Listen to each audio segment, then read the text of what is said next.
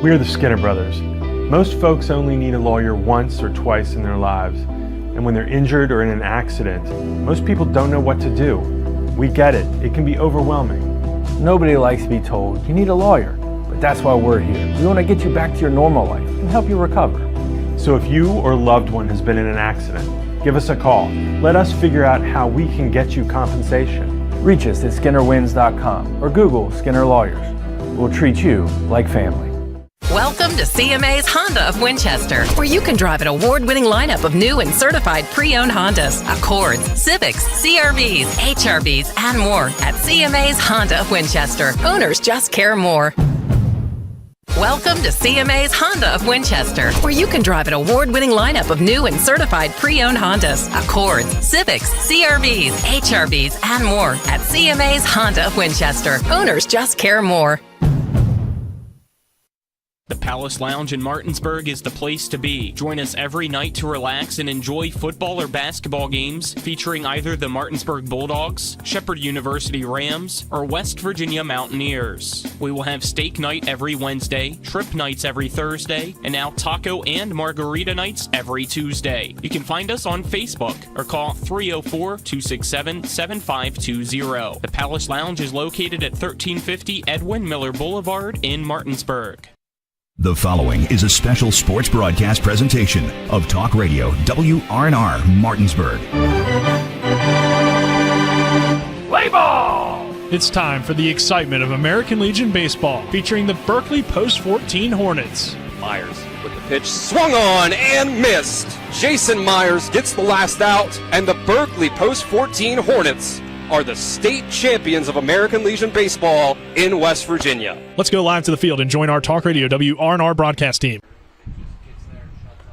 Good evening and welcome out to P.O. Faulkner Park for American Legion Baseball action here on Talk Radio WRNR and TV 10. We continue from where we left off between the Post 60 Knights and the Berkeley Post 14 Hornets at 6-6 in the bottom of the ninth. This is going to be game one of two this evening between these two teams, as the original scheduled game for today was just the second matchup of the season between Berkeley Post 14 and the Post 60 Knights, but their game at Hedgesville was delayed in the bottom of the ninth due to rain and a storm that came through the area, so they'll pick that up now and continue it with a runner on first for Post 60, who was the home team in that game. They'll be the away team for game two, and then after that one concludes, they may take a few minutes, but then they'll jump into game two, which will be the full game. So, looking forward to this matchup. As I mentioned, it was 6-6 after a 6-0 lead for Post 60. Slowly but surely was turned around by Post 14 to get it to a 6-6 tie, and that's where we stand currently. So the game was also extended on a Gerardin error and Carson Buber hit toward the shortstop that was thrown over the head of the first baseman, allowed 2 runs to come home to score. That's how Post 14 tied the game in the top of the 7th, and then Post 60 was unable to break through in the bottom of the 7th, and then we had 2 scoreless innings. So that's how we got to this point. We'll take a 2-minute break. On the other side of this break, we'll hear from both teams' head coaches. This is the Skinner Law Firm pregame show brought to you by the Skinner Law Firm, Skinner Accident and Injury Lawyers, representing accident and injury claims for over 50 years. Go to SkinnerWins.com. We're back in 2 minutes with our coaches' interviews. I like the layout of the course very much. I think it challenges the low handicappers and is very playable for the mid and high handicappers. All different levels can play on this course. I think it challenges you from the get-go. And the first tee program here is one of the best, if second to none. It is the best in the state of West Virginia. The men have a league, the women have a league, the kids have things going on. Like, it really is kind of the whole package here at Locust Hill. Everybody's very welcoming. Love the folks here that play golf, but a lot of great relationships and friendships with people here. You know, sometimes you can only judge a course by their members. We have a great core membership here. I was able to build some fantastic relationships here, and that's why I've been here for 30 years. When you join any club, you're joining to play golf, but you're really paying for the experience. And the experience here at Locust I found to always be a good time and a fun affair. To schedule a tee time, become a member, or see upcoming events, visit www.locusthillgolfcourse.com or call us today at 304-728-7300. I do. We got double the Rock's gas rewards, 6 cents off a gallon. Can't believe you didn't fill up. That's double my rent. Not my car. Save now with double the gas discount. 6 cents off a gallon with Rock's Rewards. We got double the Rock's gas rewards, 6 cents off a gallon. You had one job! It's between girls. Save now with double the gas discount. 6 cents off a gallon with Rock's Rewards. John's Pool Supplies, your local one-stop shop for all of your swimming pool needs. Located at 237 Eagle School Road, John's Pool Supplies has over 30 years of experience and a large selection of products, services, and supplies for your pool or hot tub. From custom liner installation and pool inspections to free water testing, call John's Pool Supplies at 304-267-2000 or go to johnspoolsupplies.com. Coming back here to P.O. Faulkner Park, we'll now get into our coaches' interviews, which are brought to you by Parsons Ford, located at 1400 Shepherdstown Road and online at parsonsford.com. They became number one by making you number one first. Parsons will start with the manager of the Berkeley Post 14 Hornets, Trip Tobin, and then hear from Post 60 manager Steve Everhart. Here with the manager of the Berkeley Post 14 Hornets, Trip Tobin. Trip, picking up in the middle of the game here for Game 1, and then you have Game 2 here against Post 60. You guys are down 6-0. You battled back. It's tied at 6 right now in the 9th inning. So, first of all, it's been a few weeks since this game was played. I guess what's kind of the mindset of the team now having to pick it up in the middle of one? Well, I think, maybe they took maybe they didn't think that Post 60 was going to come out and play as hard as they did, but they come out and they're a really good team. They hit the baseball, they catch the ball, they have good defense, they throw strikes. They got a couple guys that can really throw. I mean, they got lots of pitching. So, I mean, I think our guys now understand that they got to come out and play. I think maybe sometimes you think you can just go out and put the uniform on and win, but we've shown this year that there's times where we kind of just play a little lackadaisical, and other times we can turn it up a notch. So we need to turn that page and turn it up a notch tonight and from here forward, and if we want to be successful. And you're coming off of some good games on Sunday against Vienna Post 180 after a tough weekend a few weeks ago. So what did you like from the team in terms of how they responded against the solid Vienna team?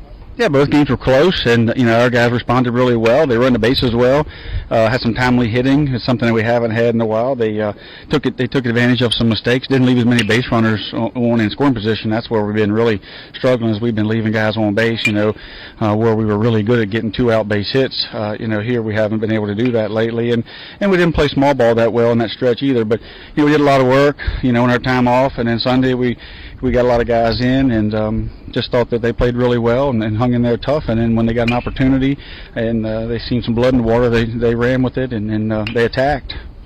And this game kind of leads into what your challenge will be next week with the area tournament in Kaiser.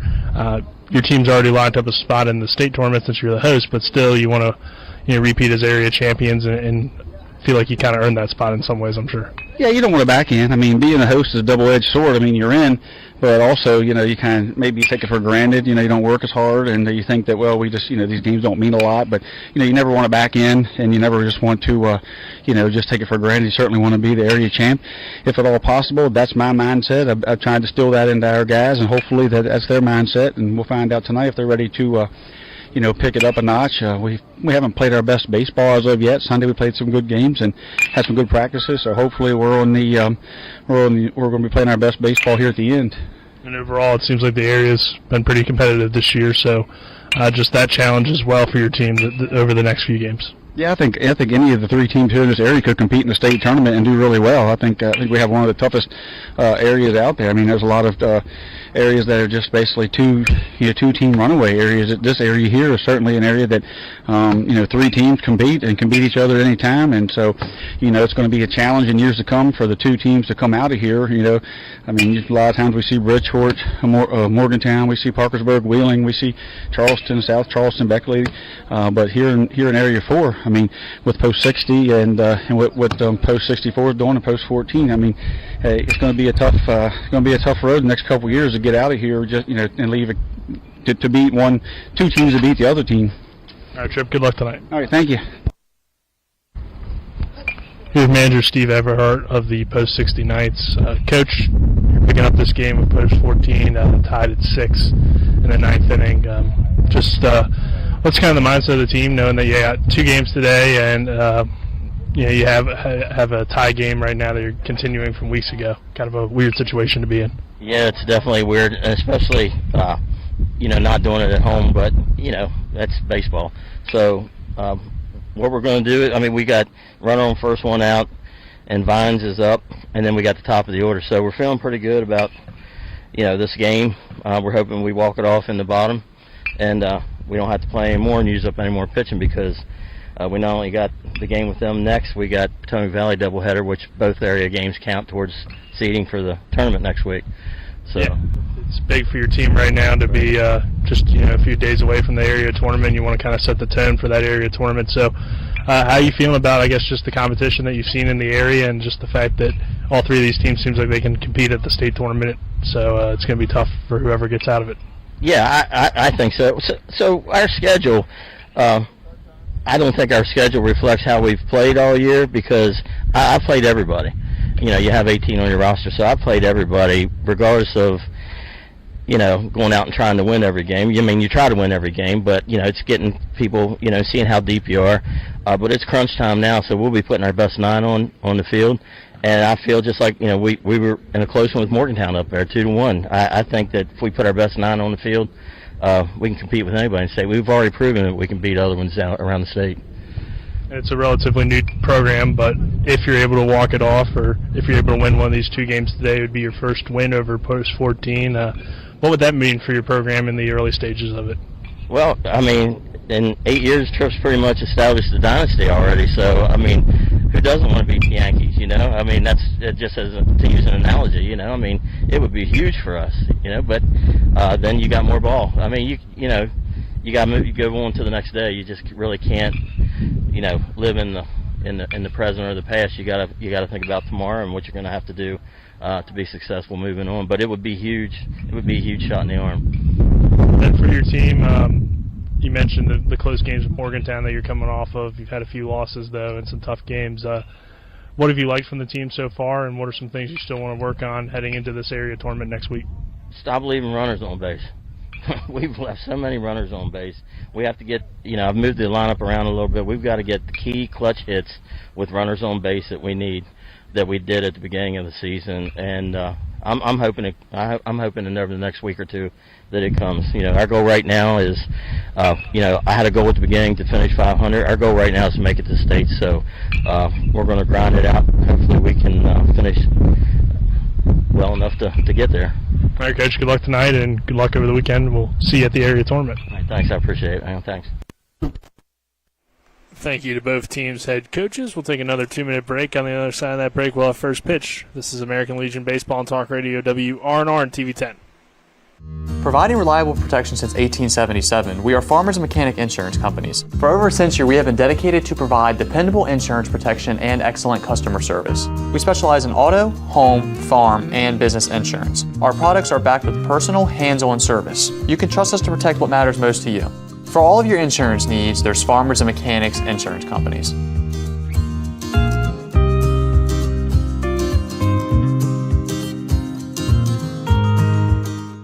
Life is evolving. Over the past decade, the way we do almost everything has changed. Get on your phone, see something you like, click on it, and it shows up at your door. Why should the way you have your car serviced be any different? Why waste your time going to a dealership service department when Hagerstown Ford and Hancock Chevrolet will come to you? They service all makes, all models, and offer full parts and labor warranties. Hagerstown Ford and Hancock Chevrolet will come to your door or office and service your vehicle while you're doing what you need to be doing, conducting that business meeting or mowing the lawn. Why take time out of your busy schedule schedule when you don't have to. Hagerstown Ford and Hancock Chevrolet's friendly, knowledgeable staff will come to you where you live or where you work for full service maintenance, from oil changes to tire rotations, brakes, batteries, multi-point inspections. They handle it all.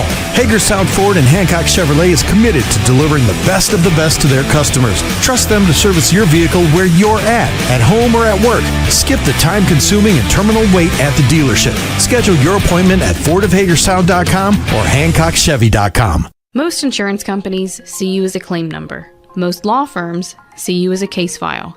When their top priority is their bottom line, you only get a fraction of the attention that you deserve. At the law firm of Burke, Schultz, Harmon & Jenkinson, it's personal. We listen to our clients to see the whole picture, because every part of you is important. For a team built on relationships and results, call Burke, Schultz, Harmon & Jenkinson at 304-LAWYERS, or visit us at burkeandschultz.com. We welcome you back here to P.O. Faulkner Park as we continue from where this one left off before we get into the new game here in the bottom of the ninth. It's a 0-1 count, 1 out, and a runner on first for post 60. And the pitch here from Buber is hit up the middle and into center field for a base hit. So post 60 has 2 on. And it's Vians there at the base hit right up the middle. It's back to the top of the order now in Plogger.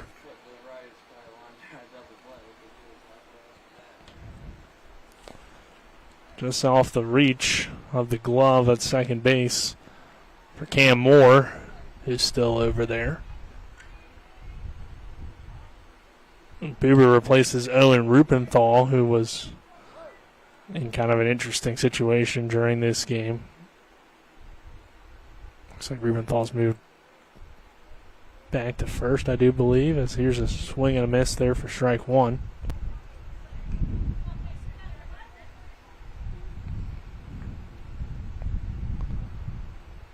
Pavanelli at shortstop, Oviedo at third, Landon Sifford doing the catching for Berkeley post 14. The next pitch from Buber is outside for a ball, 1 strike. Plogger in this game had a single, a walk, a strikeout, a flyout, and a pop out. He sits in here 1-1 count, 1 out, and has a chance to walk it off for post 60 as here's a fouled off pitch from Plogger.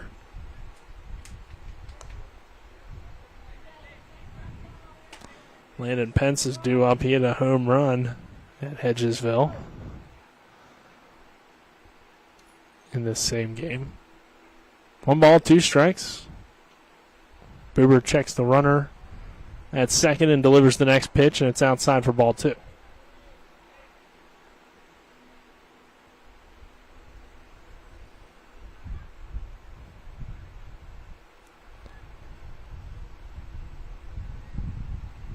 Two balls, 2 strikes, and the next pitch from Buber. Called strike 3. That's the second out. That's a big one. As Plogger goes down looking.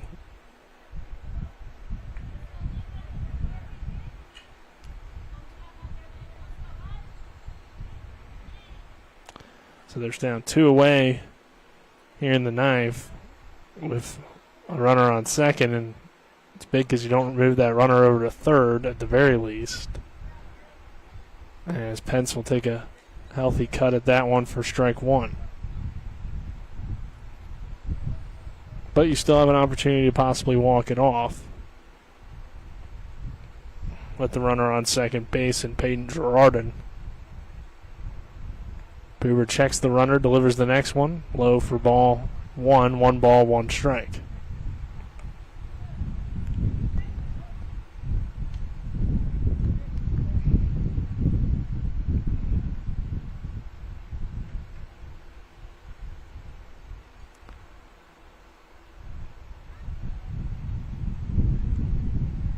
One ball, 1 strike, 2 down, and the next pitch from Carson Buber misses inside for a ball. 2 balls and a strike. The Hornets were down 6-0 in this same contest back on June 26th. They rallied back to tie it at 6, and that's pretty much how we got here. Here's the ball outside.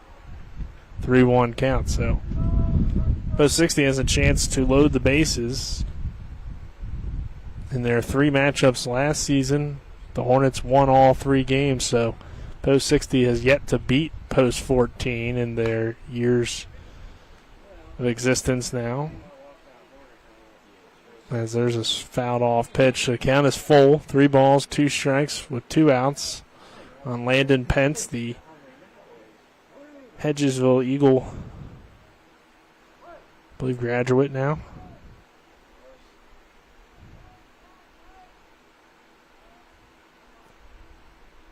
Boober takes a big breath and delivers the 3-2. Runners go, and it's fouled down the third base line. Of course, runners going with a 3-2 count and 2 away.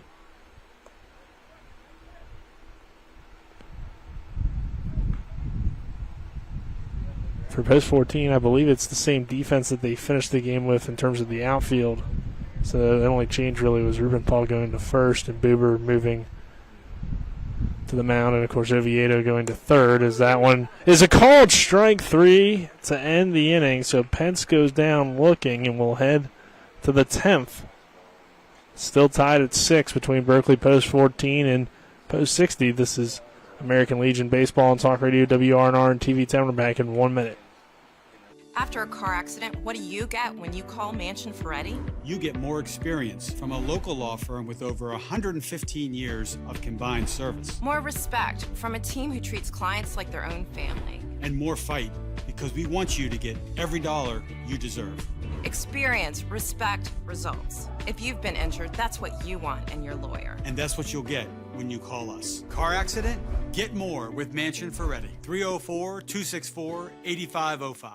My kids, you know I want the best for you, don't you? We need to have a conversation. End-of-life planning is no one's favorite discussion, but the relief of having everything in place when the hour of need arrives is a gift. Give it to your family. Plan ahead with us. Brown Funeral Homes, a leading provider of cremations, invites you to explore the many flexible options of cremation. From environmental considerations to the benefit of greatly reduced cost, it may be the perfect answer for your family. Online at brownfuneralhomeswv.com. Brown Funeral Homes, here for you. As we enter the 10th, Landon Pence pitching for Post 60 in this one, in a 6-6 game. Again, we're continuing this game from June 26 between Berkeley Post 14 and the Post 60 Knights.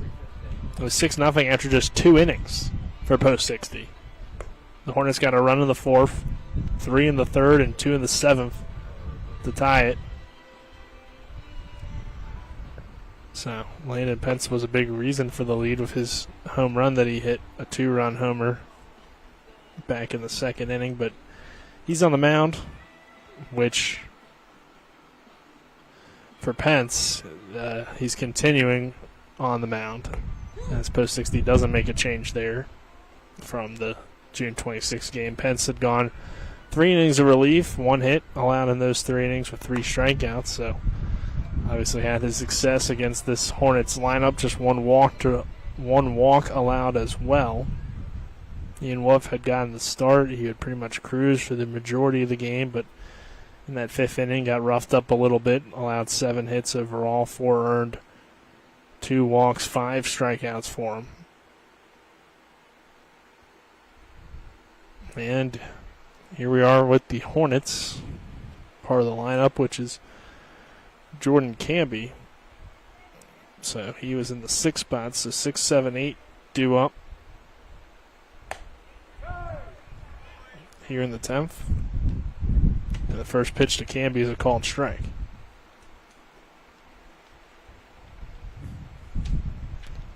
The 0-1 to Camby is fouled away. So it kind of works out pretty good for Post 14 because Camby, while he was moved down in the lineup in this game, usually a leadoff hitter. So to have him lead off the game for you essentially in this restart works pretty well, as there's a ball outside. If you can get him on, Camby has very good speed. And this one lined into center field. That one will fall in for a base hit. So Jordan Camby is on the base paths to lead off the 10th for Post 14 with a leadoff single. I bring Pavanelli to the plate. Now, Everhart behind the plate for post 60. He's got a pretty good arm on him, so here's a throw over to first, not in time. But, of course, Landon Pence aware of that speed, goes with the pickoff move.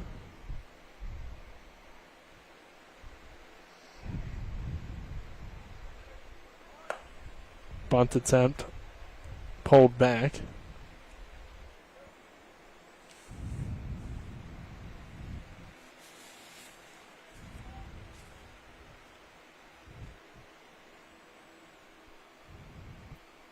(1-0). And the next bunt attempt pulled back again by Pavanelli. The defense for post 60, it's Mason Everhart behind the plate, Trenton Canarium down there at third, Peyton Jordan at short, Jay Vedens at second, Brian French at first, Plogger, Wolf, Carter from left to right in the outfield. It's a 2-0 count here on Pavanelli with a runner on first and Jordan Camby, and the bunt attempt from Pavanelli is pulled back. Everhart guns it down to first, not in time.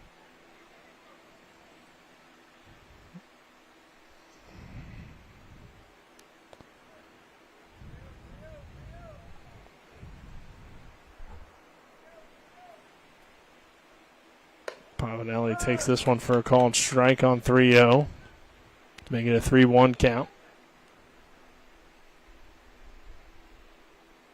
And he digs back in.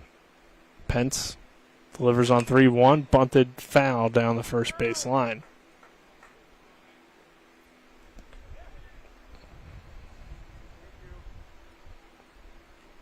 For Potomac Valley, for post 60, it's a busy weekend. They'll have to take on Potomac Valley this weekend in both of their matchups before the area tournament, as this one misses inside for ball 4, so Pavanelli's on with a walk. So they'll play essentially all of their area games in the final week of the regular season before the postseason begins next week in Kaiser. Here's a mound visit. Talk things out with Landon Pence. It's just a team visit, no coach out there. Go over probably some defensive situations as well with 2 runners on here and nobody out, and a good bat and Landon Sifford at the plate. So Sifford is now in to this game. He was not in when things concluded. So Sifford is in. Jet Gross was at first, and he was hitting in this spot originally. And Sifford, who's been a hero for post 14 in the past, comes to the plate here and takes this one for a called strike. Obviously, you can't win the game with the Hornets technically being the away team, even though they're playing at their home stadium in the continuation of this one. But he can give them the lead. 1-1 count. And that may be all post 14 needs at this point, because Buber on the mound certainly gives you the confidence that you can finish it out. 1-1 pitch to Sifford. Bunt attempt coming. It's a well-placed bunt. It's going to be tough for Landon Pence. He won't even get to it, and he'll let it roll. And that will load the bases for the Hornets on a beautiful bunt from Landon Sifford, an infield single. And that will bring Cole Lewis to the plate with a great opportunity to put Berkeley post 14 not only in the lead, but add some insurance runs as well. With the bases loaded and nobody out, could be a squeeze play on with the good speed from Lewis and the bunting ability. Of course, can be down there at third. You have to be aware of that if you're a post 60.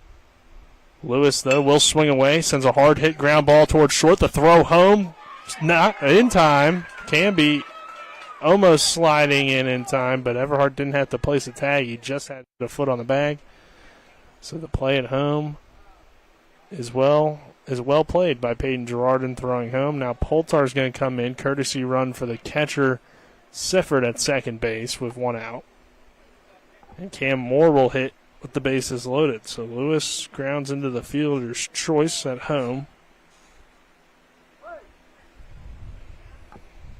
And that will bring the top of the order and Cam Moore to the plate, and Moore will take the first one outside for ball 1. Cam had just one hit last time these two teams met up. So in this game, in the continuation here. And the next pitch to Moore, hit hard on the ground toward third. This will force another throw home. And again, they get the out easily that time, not as close. As Canerium comes home to Everhart to get Pavanelli at home. So now there's two gone. Back-to-back fielder's choice hit by the Hornets. So I'll bring Oviedo to the plate now. And now you need a hit to take the lead. No sacrifice or anything like that in play with two gone. So unless like a wild pitch or pass ball leads to a run or an error defensively, Oviedo's going to have to find some grass. 1-0 count the next pitch. High for ball two. Braden Oviedo, one of the younger players on this team. As this one misses inside for a ball, but still very talented. It's coming off of his junior season at Martinsburg, but even coming off of his sophomore season, he was getting time with this team, so very talented players. This one for Pence is going to step off before throwing this next pitch, reset himself. Poltar's down there at third, and the pitch called strike.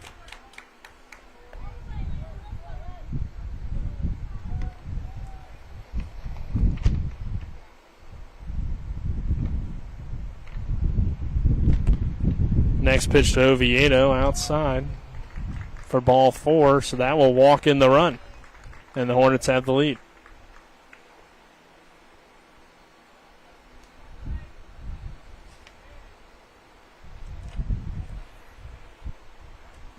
That'll work. Didn't really consider that, but yeah, they could have walked it in as well, and they did.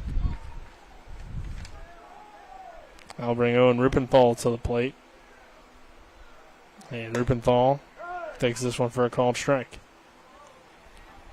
So now Berkeley Post 14 has a 7-6 lead, and they'd like to add on to it here in the 10th as this one misses outside for a ball. 1 ball, 1 strike.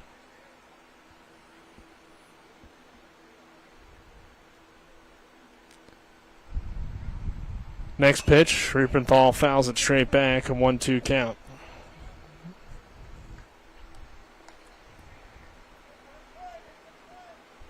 Looks like Christian Alter is due up for the Hornets.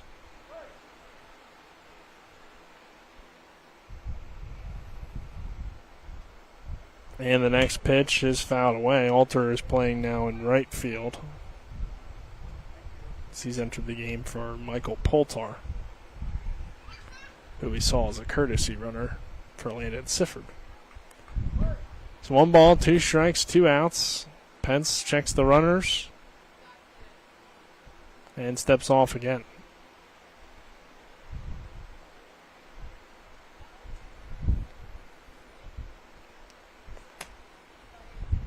And the next pitch. Swing and a miss, strike 3, but the Hornets do take the lead on the walked-in run as Oviedo was walked with the bases loaded. So it's 7-6 Berkeley Post 14. We'll see if they can close it out in the bottom of the 10th or if we'll have more baseball in this first game of the continuation of the game from June 26 between Berkeley Post 14 and the Post 60 Knights. We'll take a 1-minute break and return with more American Legion baseball right after this on Talk Radio WRNR and TV 10. Welcome back to Golden Nation Buffet. I'm Ryan Smetzer, and I'm so excited to show you guys the endless selection of sushi right here in our restaurant. Here at Golden Nation Buffet, they have got the finest selection of rolled sushi. Our chefs prepare with only the freshest ingredients to make sure that you have the best sushi experience imaginable. So come on over to Golden Asian Buffet and check out their finest selection of incredible and fresh sushi. We'll see you soon. I do. We got double the Rock's gas rewards, 6 cents off a gallon. Can't believe you didn't fill up. That's double my rent. Not my car. Save now with double the gas discount. 6 cents off a gallon with Rox Rewards. We got double the Rox gas rewards, 6 cents off a gallon. You had one job! It's between girls. Save now with double the gas discount. 6 cents off a gallon with Rox Rewards.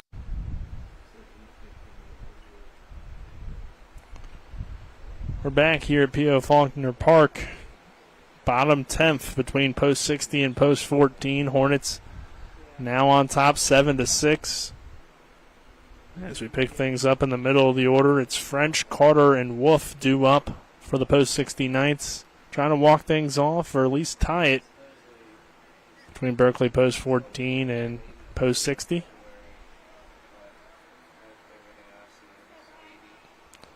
So Carson Buber getting the relief appearance here, as we call him strike one, and this game being continued from June 26th. We'll have game 2 shortly after the conclusion of this one, presuming it doesn't go too much longer, as the pitch from Buber is a swing and a miss for strike 2. If they were to play multiple innings, I would presume they'll take a little bit of a longer break, but just, one extra inning or so. Probably won't see too long of a break, as the pitch from Buber, check swing, and not ruled going around is French. So 1-2 count.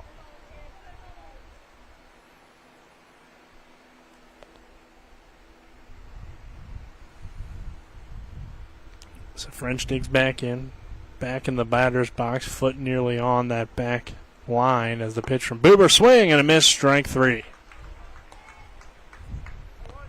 So Carson Buber seems to have settled in nicely in this one, as he's got now 3 straight strikeouts.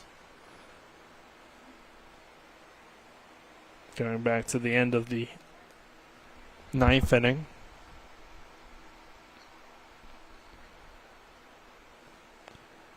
Carter now coming to the plate, and Mason Carter takes that first pitch, called for a strike.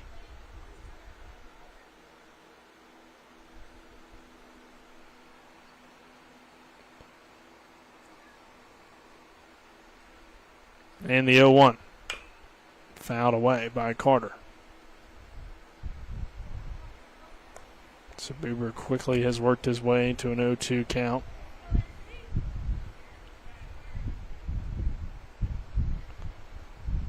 Carson, of course, coming off of a West Virginia State Player of the Year season for the Bulldogs. And the pitch here is a swing and a miss, strike 3. 4 straight strikeouts for Carson Buber. I'll bring Ian Wolf to the plate. With 2 outs and a 1-run lead for Berkeley post 14. And what's going to go down as probably the strangest win of the season, but also a win is a win. And they would certainly like to win this one.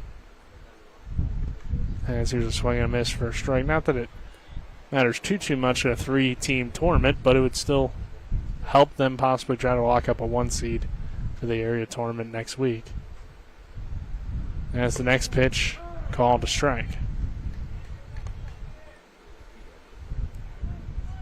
So no 2 count on Ian Wolf. Started this game on the mound. The pitch to Wolf, low for a ball. Sifford come up and fire it back to Buber. 1 ball, 2 strikes, 2 outs. 7-6 Hornets on top of the Knights. And the next pitch from Buber. Swing and a miss, strike 3. Carson Buber locks in and gets, count them up, 5 strikeouts to end the game and help Berkeley post 14 get the win in extra innings over the post 60 Knights. They'll continue here shortly with game 2, I would imagine, as we may just immediately go to it. I'm not exactly sure, but a great win for the Hornets here, 7-6 in comeback fashion.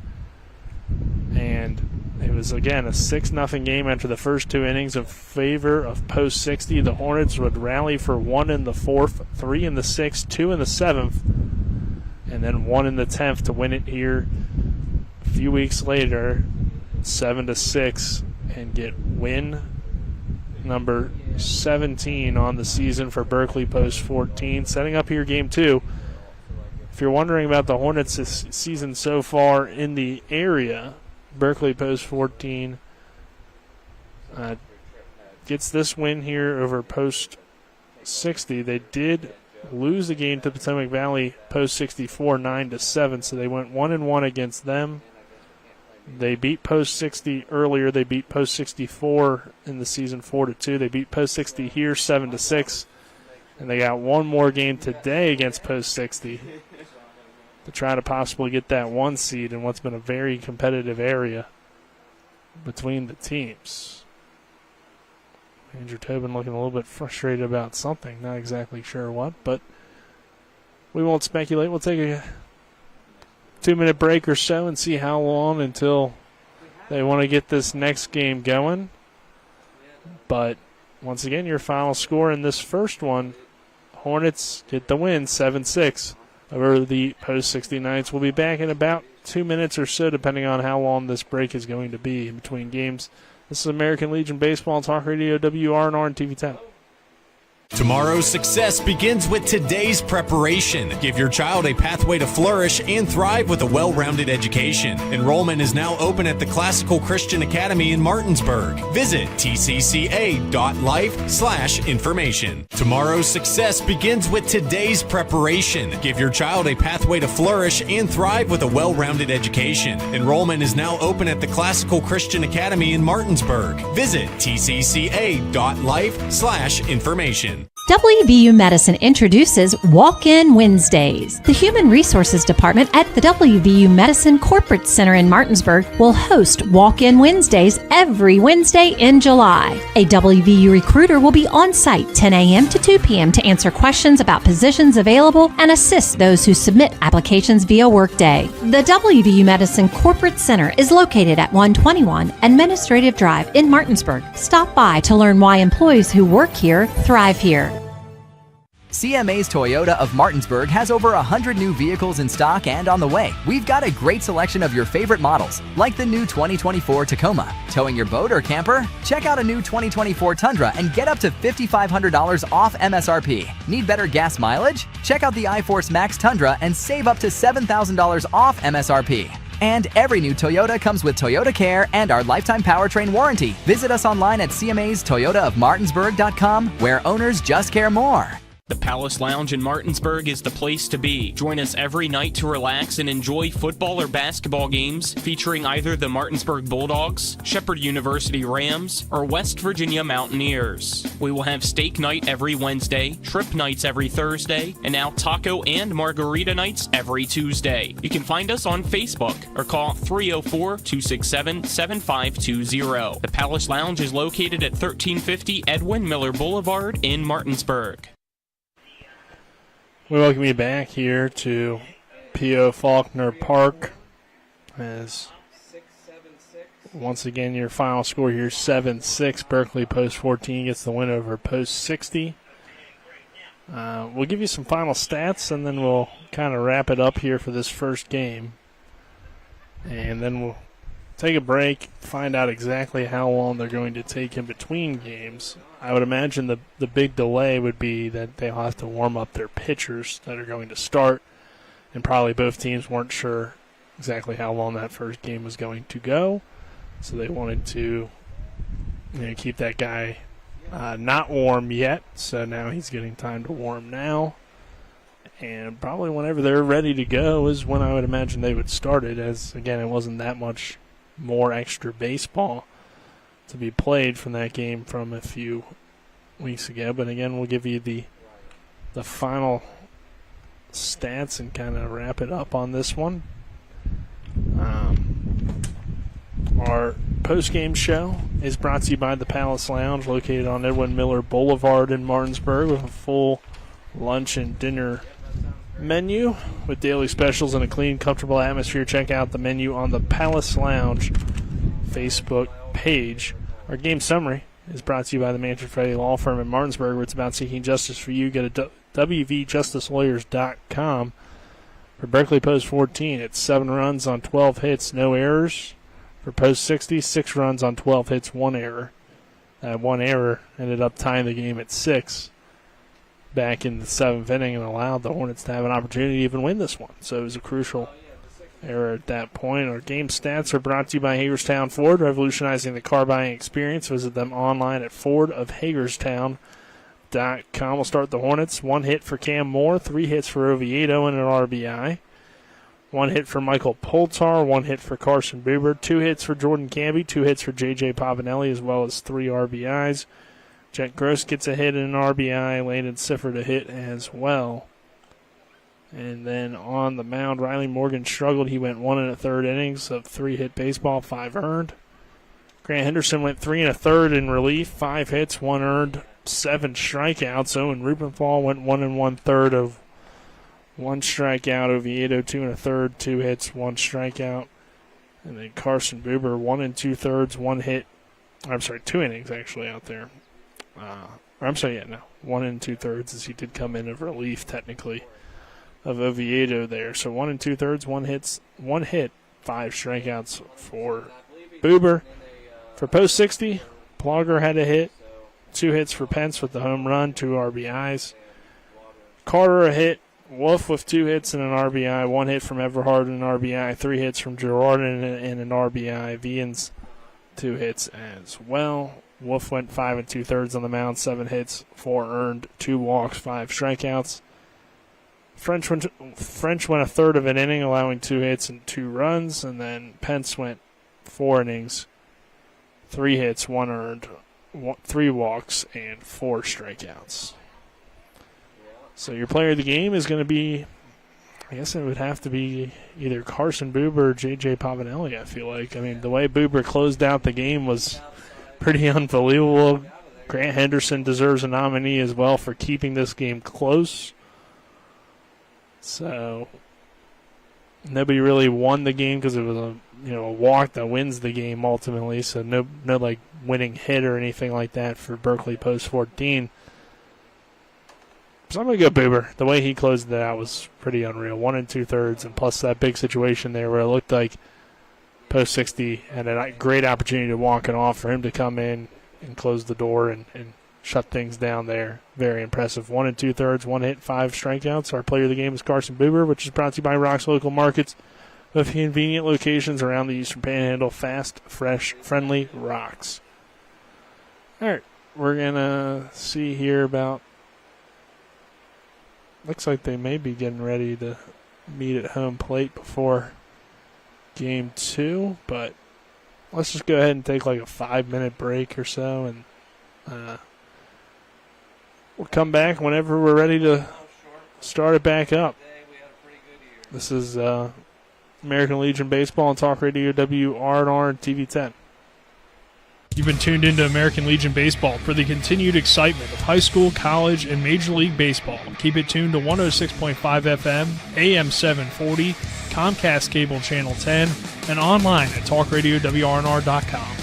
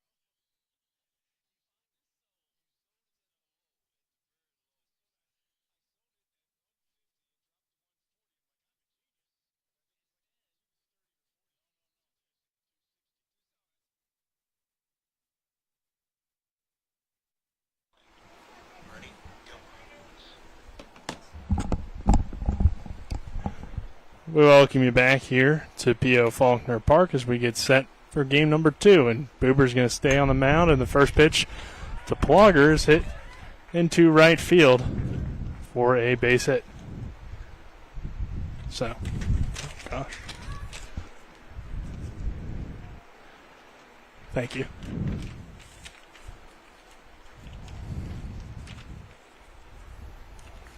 So leadoff single for Plogger.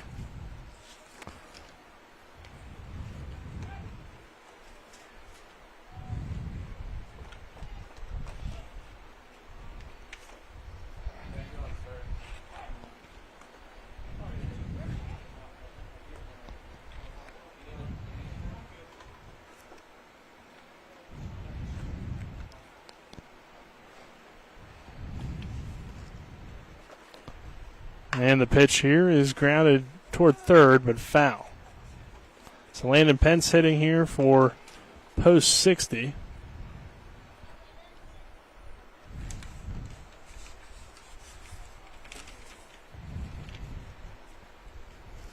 As their lineup looks like this: Plogger, Pence, Girardin, Canerium, Mason Carter, Mason Everhart, Evan Williams, Brian French, and Ian Wolf as a thrower to first, not in time. And for the Berkeley Post 14 Hornets, it's going to be Cam Moore, who's at second base. Braden Oviedo down there at third. Carson Buber on the mound. Landon Siffer, J.J. Pavanelli, Jordan Camby, Christian Alter, Jet Gross, and Cole Lewis. Our starting lineups are brought to you by Trips Flooring. Not sure where to go or who to trust for your flooring needs? Call Trips Flooring at 304 229-7009 or online at tripsfloorsanding.com. Our top of the first inning is brought to you by the Brown Funeral Homes and Cremations, Robert Fields & Sons, proudly serving our area since 1880. As Plogger takes off for second base, and Siffer doesn't even have an opportunity to throw down as he bobbled it a little bit. So a runner on second here, 2-1 count on Landon Pence, and an early opportunity for post 60 to take a lead.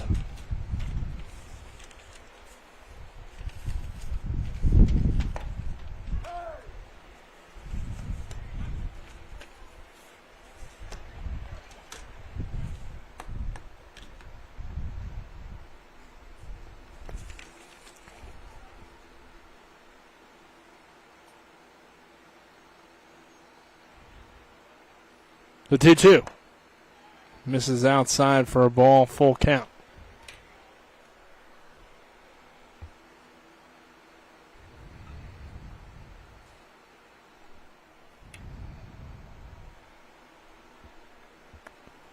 The 3-2 pitch, fouled away.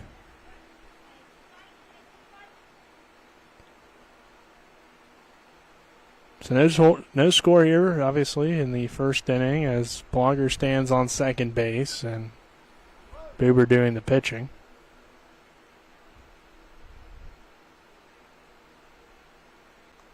And Buber checks the runner on second and delivers the next pitch, and it's hit on the ground towards short. Pavanelli will throw down to first in time for the out. So one out, but Plogger moves all the way to third. That will bring Peyton Girardin to the plate.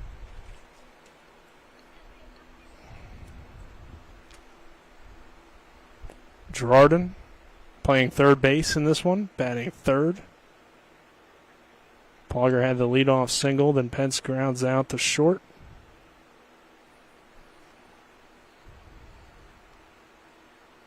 And the next pitch, a ball high.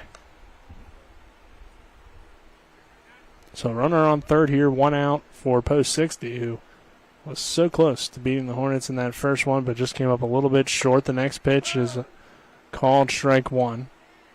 1 ball, 1 strike, 1 out. Beautiful day here at P.O. Faulkner Park. A little bit hot and humid, but other than that, the sun is out. Partly cloudy, but overall not too bad besides the heat. We did have a little bit of rain possibly in the forecast, but it's cleared out. There's a slight breeze as well. So not maybe as bad as the heat we had yesterday at the Little League game. As here's a 1-2 pitch from Buber, and it's hit back up the middle. And Buber will throw to first in time for the outs at 2 gone, and that will keep Plogger over there at third. So Girardin grounds out.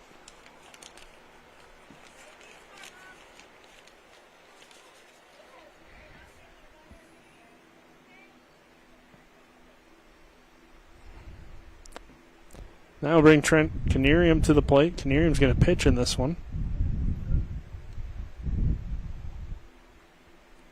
With 2 outs here in the inning.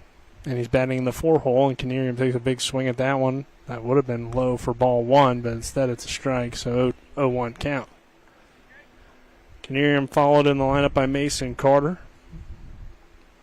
Runner on third, 0-1 count, 2 outs. Buber ended the game 1 as this one misses outside for a ball.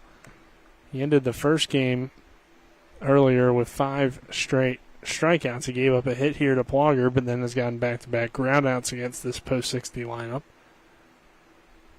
Next pitch from Carson Buber is outside for a ball. 2 balls and a strike.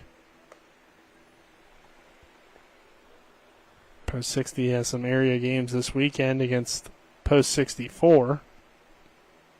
Hornets looking to start to close out this regular season as a 2-2 count here on Canerium. 2 outs and a runner on third for Post-60. The next pitch from Carson Buber is lined into right field, and that will get down for a base hit, and Post-60 has the early 1-0 lead on the Trent Canerium RBI single.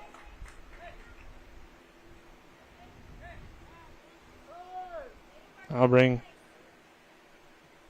Carter to the plate.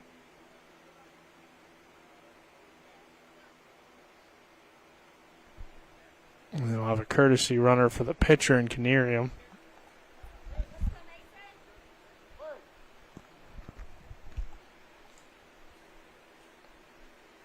And throw over, not in time. Pretty good pickoff move from Buber. So the only real change from game 1 to game 2 for Post 14 is that they made the move of, I believe, Jet Gross into the lineup at first base. Other than that, it's pretty much the same lineup. And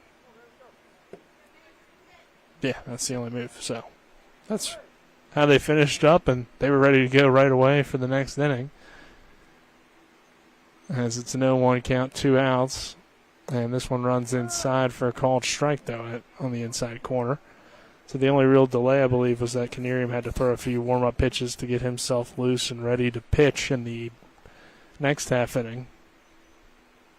And just make sure that the umpires were ready. Everybody had their lineups and everything like that submitted. As this one's high and inside for a ball. But a pretty short delay, since obviously they only played about two innings or so, a little bit less than that.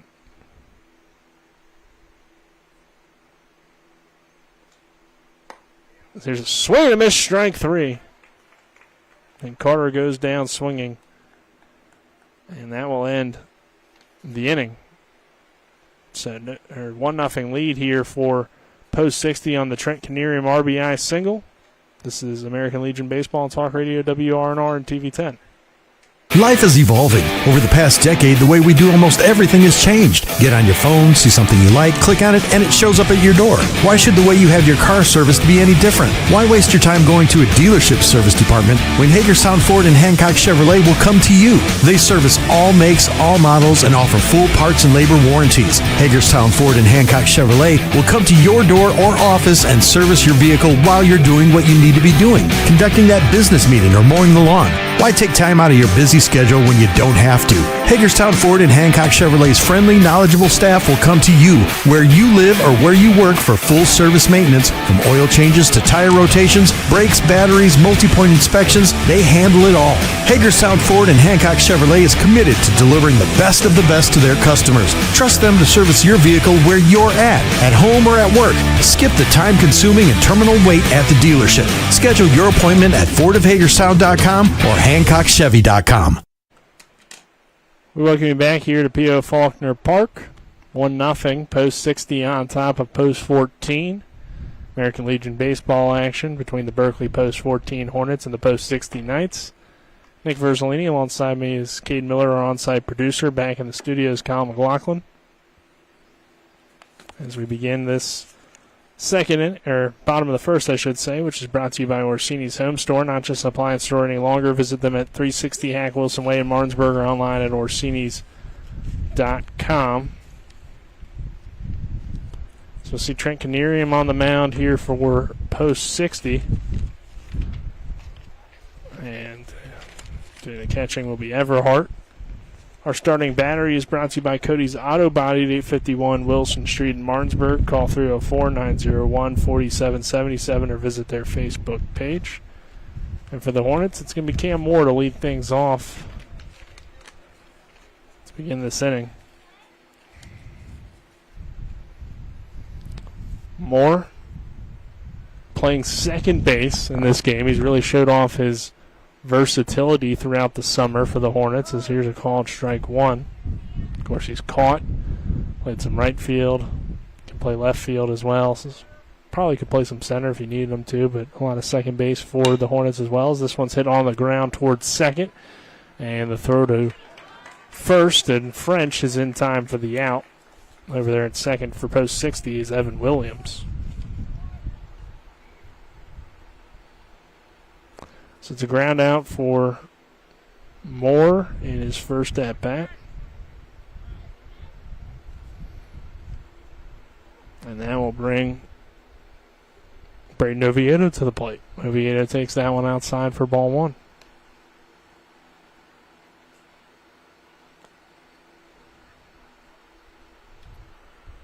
Next pitch to Oviedo, outside for ball two. Oviedo was at the plate when ball four was called and the go-ahead run was scored by Post 14 to beat Post 60 in the continuation game from earlier, as he's in now on a 3-0 count, so Oviedo has a chance to get a one-out walk here. Give the Hornets their first base runner of the game, and there it is. Ball four called, and Oviedo's on first base. I'll bring Carson Buber to the plate. Buber pitching in this one.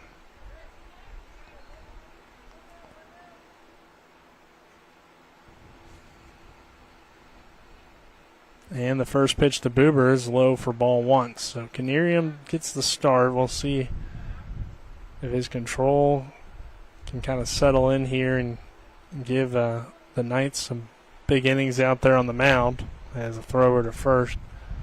As Coach Everhart had mentioned, they're trying to hopefully limit the amount of pitchers that they need to use today, heading into the weekend with the big area matchups this weekend as well. As here's a foul tip into the glove for strike one. The good thing for them is that Landon Pence only had to throw a few innings out there, so he's still pretty fresh and probably has the pitches that he could either pitch in this game or pitch this weekend. As here's a pop fly out toward right field, and coming over and making this catch out there and right was Ian Wolf for the out. So now bring Landon Sifford to the plate. Sifford, the catcher. Bats from the right side. And there's two gone here in the inning after the Oviedo walk. A ground out to lead off the inning from Cam Moore, and the fly out there from Carson Buber. And the pitch called strike one.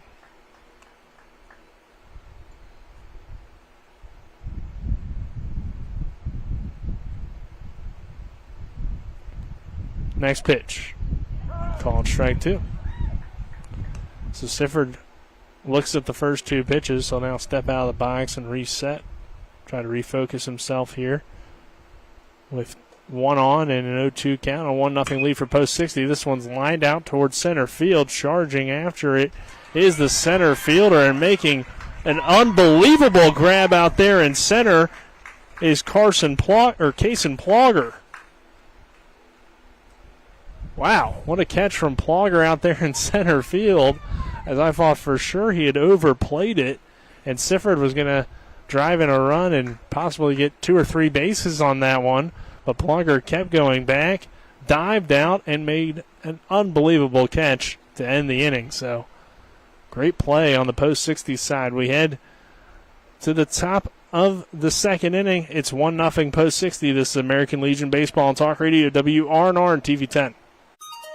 The WVU Heart and Vascular Institute is pleased to announce that thoracic surgery with Dr. Shalini Reddy is now available in Martinsburg at WVU Medicine Berkeley Medical Center. Dr. Reddy has practiced thoracic surgery in the region for over 8 years and offers robotic laparoscopic surgeries for the lungs, esophagus, and more. For more information about thoracic surgery in Martinsburg, check us out online at mywvuheart.com.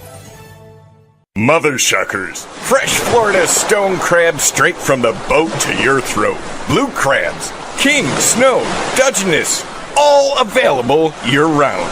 Try and find that anywhere else around here. Homemade soup specials every day. Mother Shuckers is located at 1014 Winchester Avenue in Martinsburg. Mother Shuckers, we have an opinion. If you don't like it, shuck it up, Buttercup. Come on over to Mother Shuckers.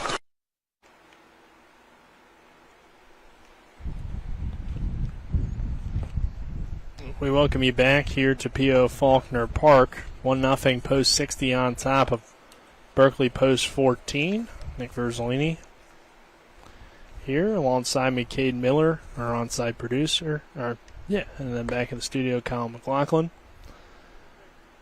Let's bring in the top of the second inning, brought to you by the Burke Schultz, Harmon and Jenkins lawyers. Visit burkeandschultz.com. We play hardball.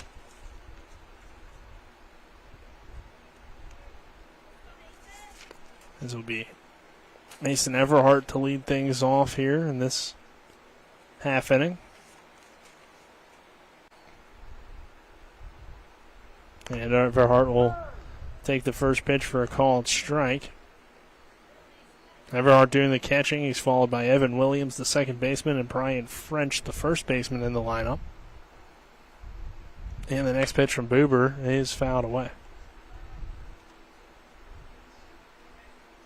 So quickly, it's an 0-2 count here on Everhart, who possibly could have even walked it off in that game between post 60 and post 14 in the first one back when it was being played on June 26th, as he had a ball that was hit very well. Looked like it was going to leave the park, ends up one-hopping the fence, and also was a ground rule double, so took away possibly some more bases or maybe even a run coming across. I don't exactly remember where the base runners were in that situation, as this one is low for ball 2. But he had a few balls that were definitely hit very well out there toward deep left field, but didn't quite make it over the fence. He's sitting in here at a 2-2 count. So several plays in that game could have went post 60's way, but just didn't, as this one misses low for ball 3. And that's kind of how you could sum up baseball in a lot of ways. Just what plays go your way, how the ball bounces can make a huge difference, as there's a swing and a miss for strike 3. And Buber has his second strikeout of the game, as he struck out Carter at the end of the last half inning.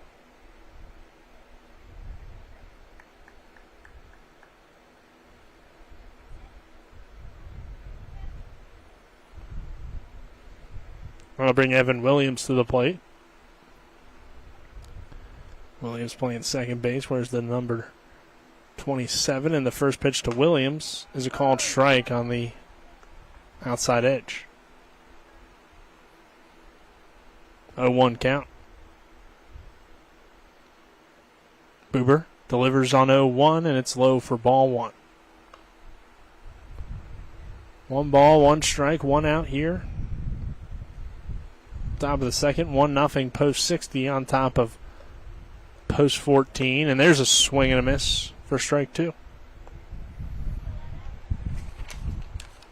So depending on how many pitches Buber is able to throw in this one, I wonder how many total strikeouts he'll have on the day. as this one fouled away.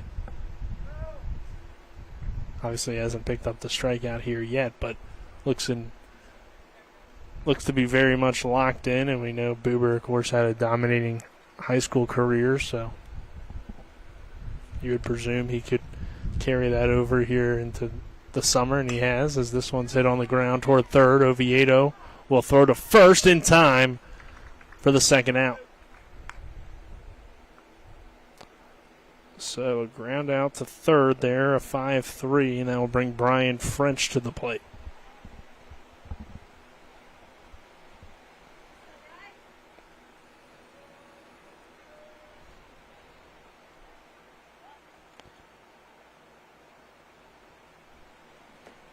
French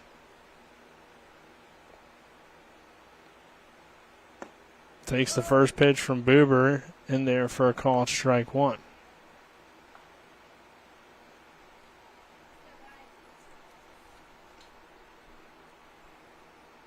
The 0-1 from Buber. It's low and outside for ball one. 1 ball, 1 strike. French is followed in the lineup by Ian Wolf. And that pitch is low for a ball. So Buber falls behind the batter here at 2-1. Kason Plogger had that leadoff single. He would come around to score on the Canarium RBI single down the right field line after taking second base. And then Plogger made an unbelievable catch to end the last half inning to keep this game tied. As here's a ground ball hit by French towards second.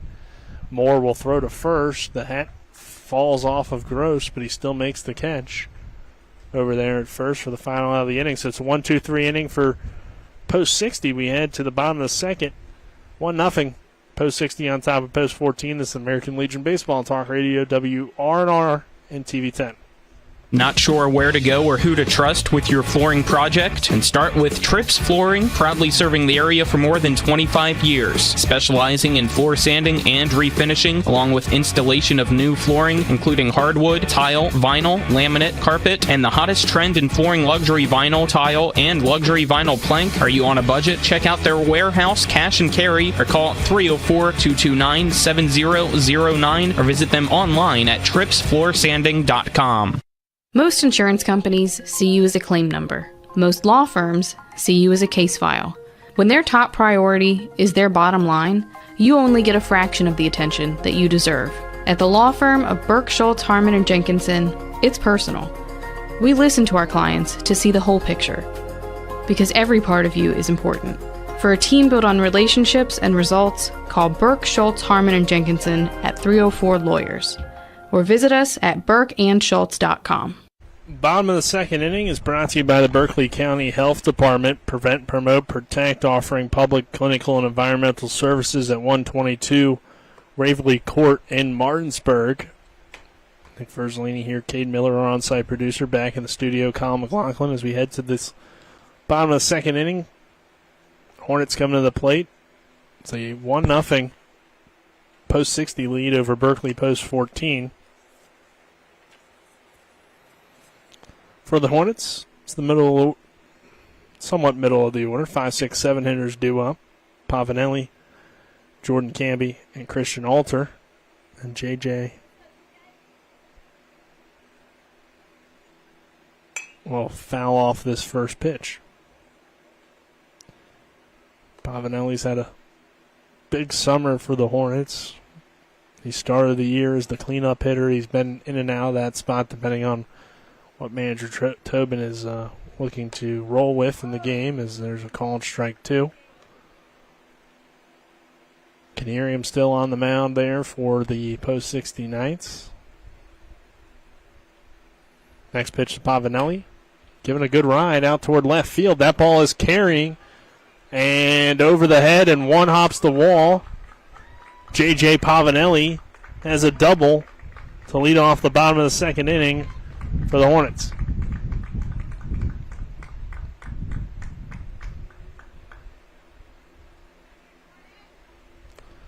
So Pavanelli with the leadoff double. Now bring Jordan Camby to the plate. Nearly Looked like that one was going to carry out of P.O. Faulkner Park, but just hit off the wall down in left field. About left center over by the scoreboard. With that short fence, I thought maybe he was going to hop over for a ground rule double, but not the case. This pitch to Camby misses low for ball one. So Pavanelli again showing why he's hitting in the middle of that order. Been a big RBI guy for this Hornets team all season as Camby takes this one low for a ball. 2-0 count on Jordan. A lot of good contact hitters in this part of the lineup for Post 14. I mean, the entire lineup has hitting throughout, but when you just think of pure guys that are going to find ways to get on, Pavanelli, Camby, and Alter are some of the best. As this one misses outside for a ball. 3-1 count.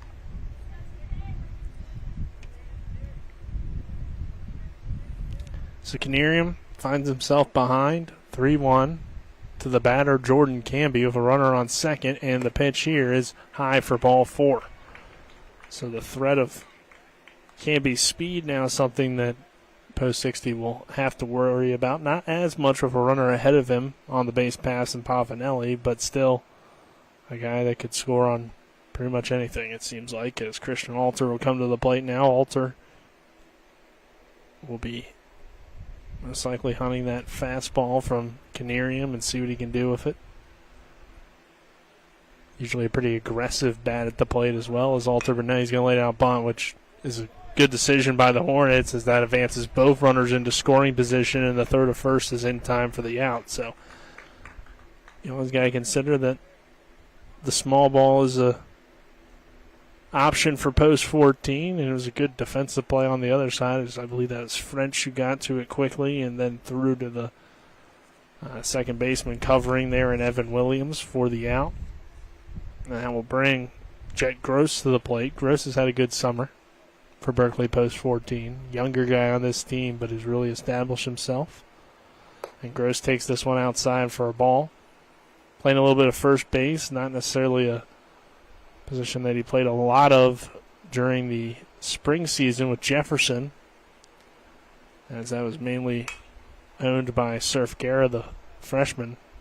But Gross is a lefty, so it kind of limits the positions he can play in the field, but also this team doesn't necessarily have a true first baseman over there. But he's kind of established himself as that guy. 1-1 count here, 1 out, and the next pitch to Gross is high for a ball. So Pavanelli on Pavanelli on third, Camby on second, just 1 out, and a 1-0 deficit for the Hornets. The next pitch from Canerium is high for a ball 3. So Gross has a great opportunity to either give the Hornets the lead or continue this inning for Cole Lewis, the number 9 hitter. And the next pitch, called a strike there on the outside corner. Looked to be a borderline pitch, but called strike 2, so it's a full count on Jet Gross. And the next pitch to Gross is slapped the other way down the third base line. That is a fair ball. Runner comes home from third, and Pavanelli frustrated there because he was kind of caught in a tough situation. He didn't necessarily have to go because, of course, Camby could have stayed put with no runner on first, but Pavanelli saw it hit, thought maybe he was going to go past him, I believe, and then it ended up staying in the infield, which caused the throw home and the tag out at home for the second out. So a little bit of a base running mistake, also kind of just a tough situation to be in. So runners are on the corners now for Cole Lewis. He takes that one high for ball 1.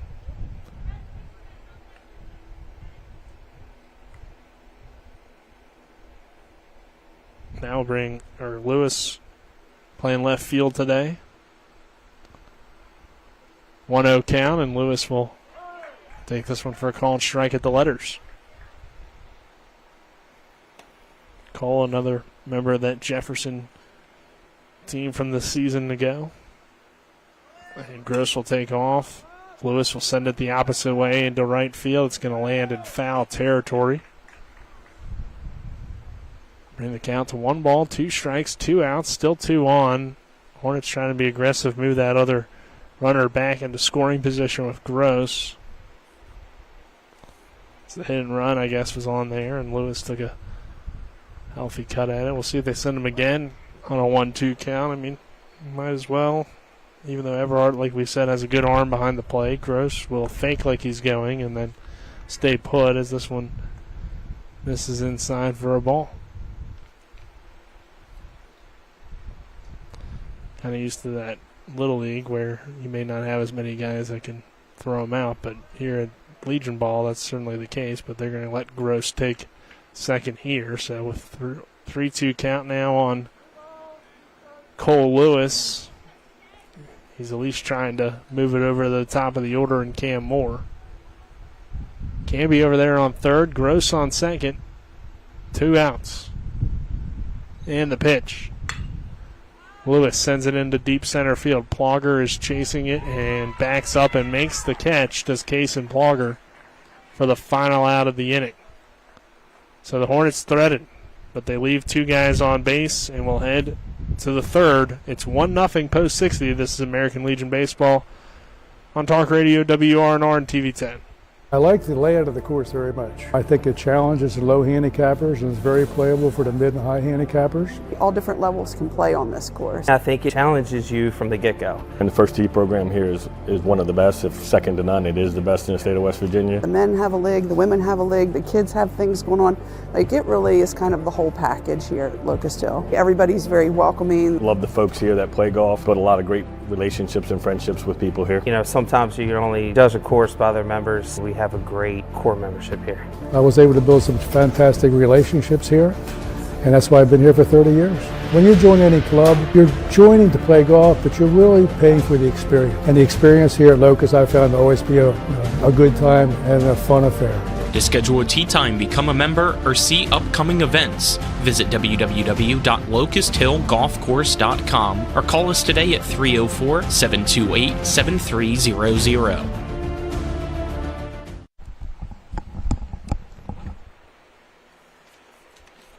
Top of the third is brought to you by Cody's Auto Body at 851 Wilson Street in Martinsburg. Call 304-901-4777 or visit their Facebook page. Nick Verzolini alongside me, Cade Miller, our on-site producer. Back in the studio is Colin McLaughlin. 1-0 post 60, leading post 14 here in American Legion Baseball on Talk Radio, WRNR, and TV 10. As Ian Wolf is due up here to lead off the inning, it's the 9-1-2 batters due up. Wolf in right field, followed by Plogger, and then Landon Pence.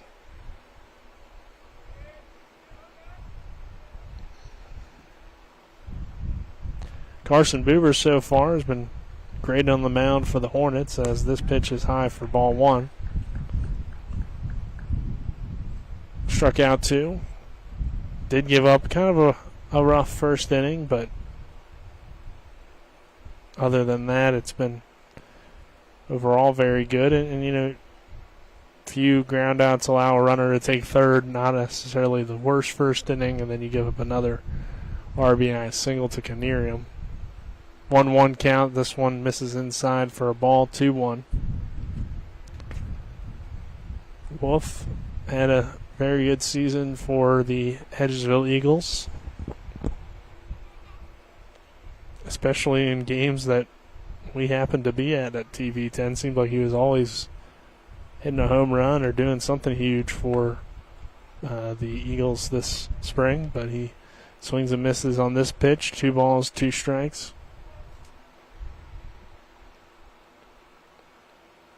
And the pitch here to Ian Wolf.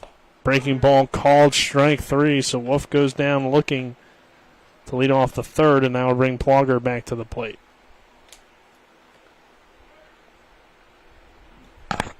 Plogger scored the only run so far in the game, and he also probably stole a run from post 14, or at least one run on a Landon Sifford ball that was hit to deep center field, and Plogger dived down and made a catch over the shoulder to end the inning. Pitch here to Plogger, fouled away. Kaysen was mainly kind of a courtesy runner on that Hedgesville team this year. He didn't get a ton of varsity action, but this summer he's done a very nice job for Post 60. He was on kind of a stacked outfield team, so it's tough to earn a lot of time, but he's going to send this one deep fly ball to center field and caught by Jordan Camby for the second out. So quickly here, Post 60 has sent 2 batters to the plate and has 2 outs here in the third.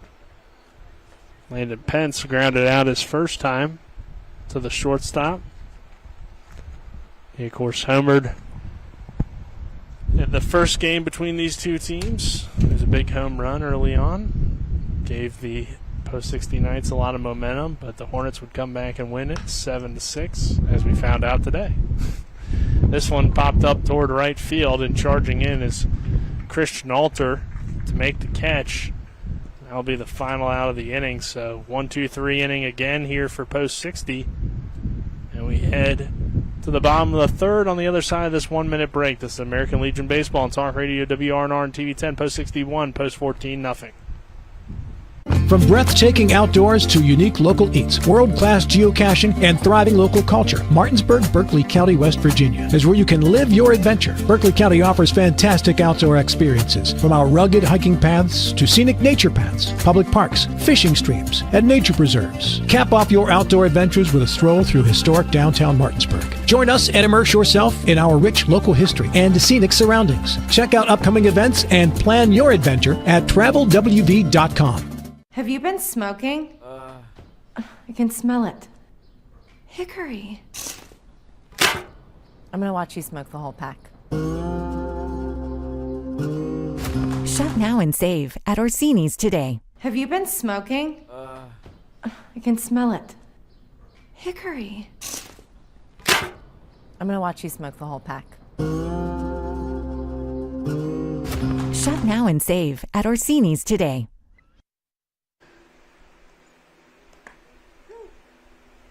Bottom of the third inning is brought to you by the team at Century 21. Modern Realty Results. If you're looking for a home in the Tri-State, they have you covered.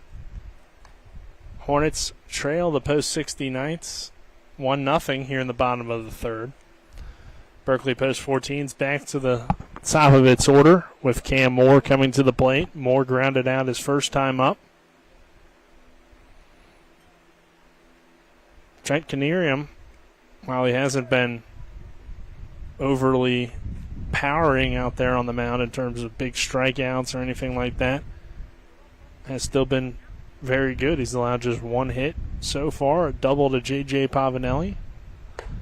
And Canerium misses outside here for ball 1. He doesn't necessarily have a ton of velocity out there on the mound, but very good control. Seems to be hitting his pitches, as this one is a swing and a foul.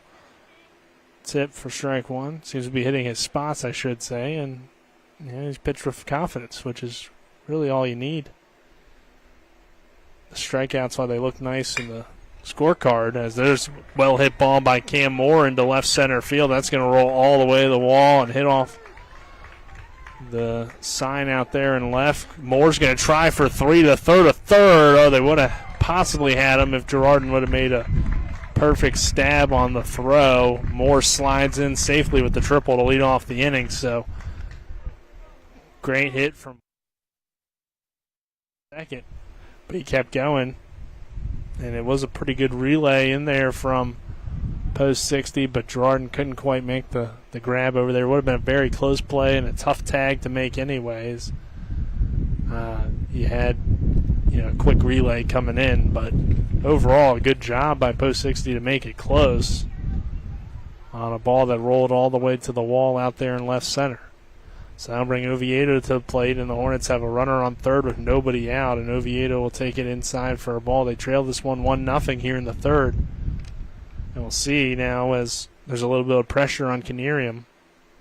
He has gotten out of some pressure earlier in the game, as Oviedo's going to foul this one away. He had the double and then the walk to Camby, and then the sack bunt by Christian Alter put runners on second and third with just 1 out. Here he's got a runner on third with nobody out. And Canarium stepped up earlier to get the out, but Oviedo's going to send this one right up the middle in to left center field for a base hit. That will score Cam Moore easily from third, and the Hornets have tied it at 1 here in the third inning. RBI single for Braden Oviedo.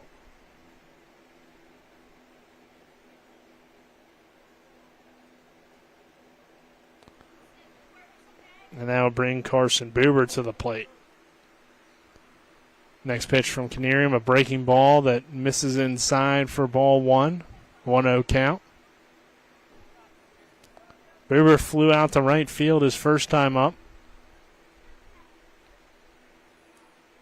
And the pitch here. Line the other way, but foul down that right field line.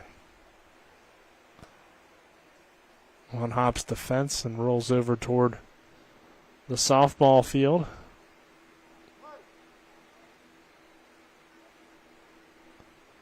One ball, one strike, and the next pitch is low for ball 2.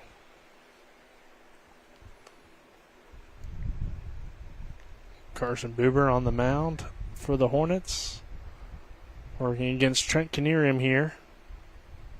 And Canarium's pitch is fouled away. Buber's pitched well. It's now a tied game between the two teams. He's trying to do some damage and help himself out a little bit out there on the mound. It's a 2-2 count. Nobody out here, and Oviedo takes his lead off first.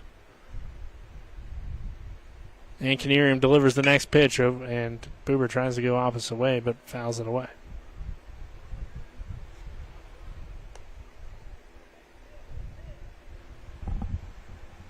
Carson Buber helped lead Martinsburg to the state semifinals. And the pitch here to Buber misses outside for ball 3.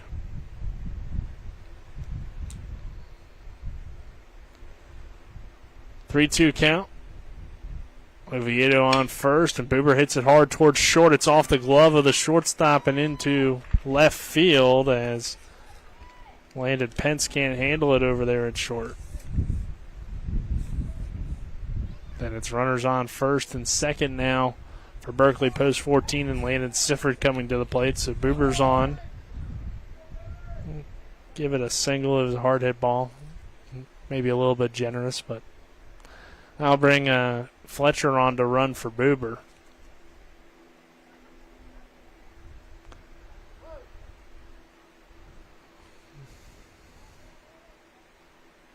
And the pitch called a strike.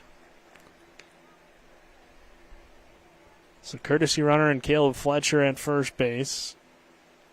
Runner on second and Braden Oviedo. And Landon Sifford at the plate. Sifford sends it hard up the middle. Pence dives. It's underneath the glove and into center field. Oviedo's rounding third. The throw home will not be in time.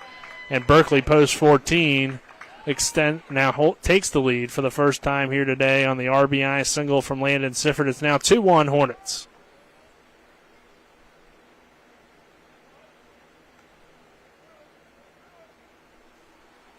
So a big moment in this one with Sifford coming through with the hit, and now he's going to have a courtesy runner on for him, and that's going to possibly end the day out there on the mound for Trent Canarium as they're going to come out and talk to him here. At least for now, it looks like Canarium has given up the ball. So we'll have a pitching change. And we'll see exactly who's coming on. I think it might be Landon Pence.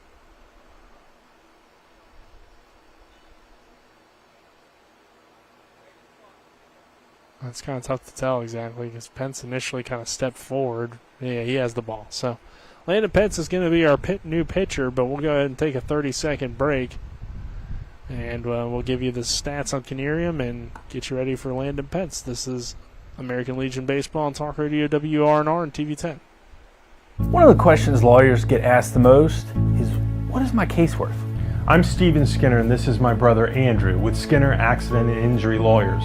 The truth is, it's very difficult for a lawyer to pinpoint a number because every case is different. We get to know each situation and we'll give you an idea of what your case is worth and why. The sooner we get involved, the better we can do getting you the compensation you deserve. Google Skinner Lawyers or go to skinnerwins.com. We'll treat you like family.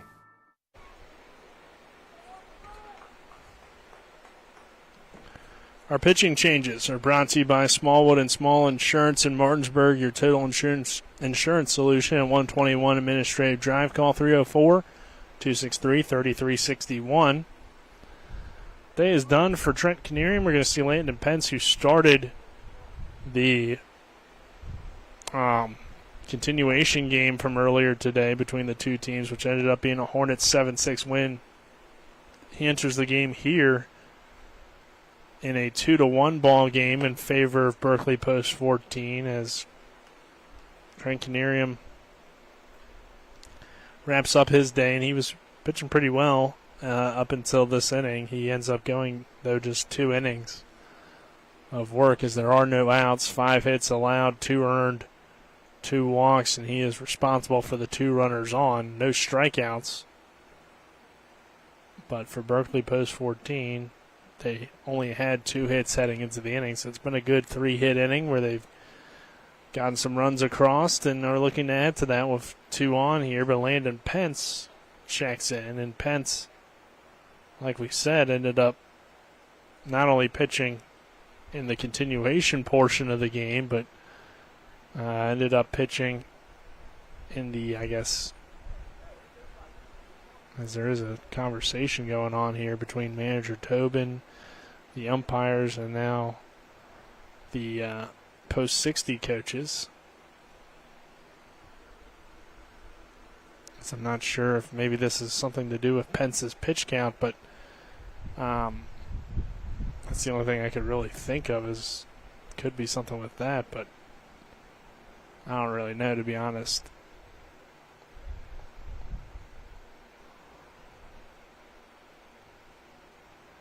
But anyway, I was going to give you the numbers from Pence in the previous game, I guess you could call it. 4 innings total against the Hornets, 3 hits, 1 earned, 3 walks, 4 strikeouts. Of course, he did end up receiving the loss out there on the mound, but pitched pretty well in relief, so he has experience against this lineup where he's pitched well.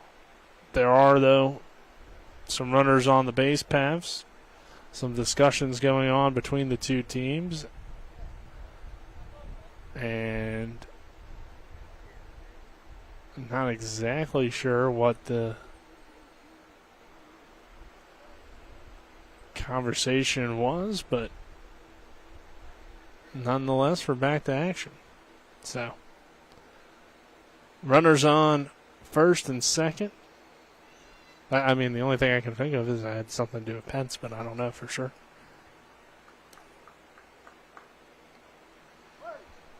J.J. Pavanelli coming to the plate. He did double earlier in the game, and the first pitch from Pence is called strike 1.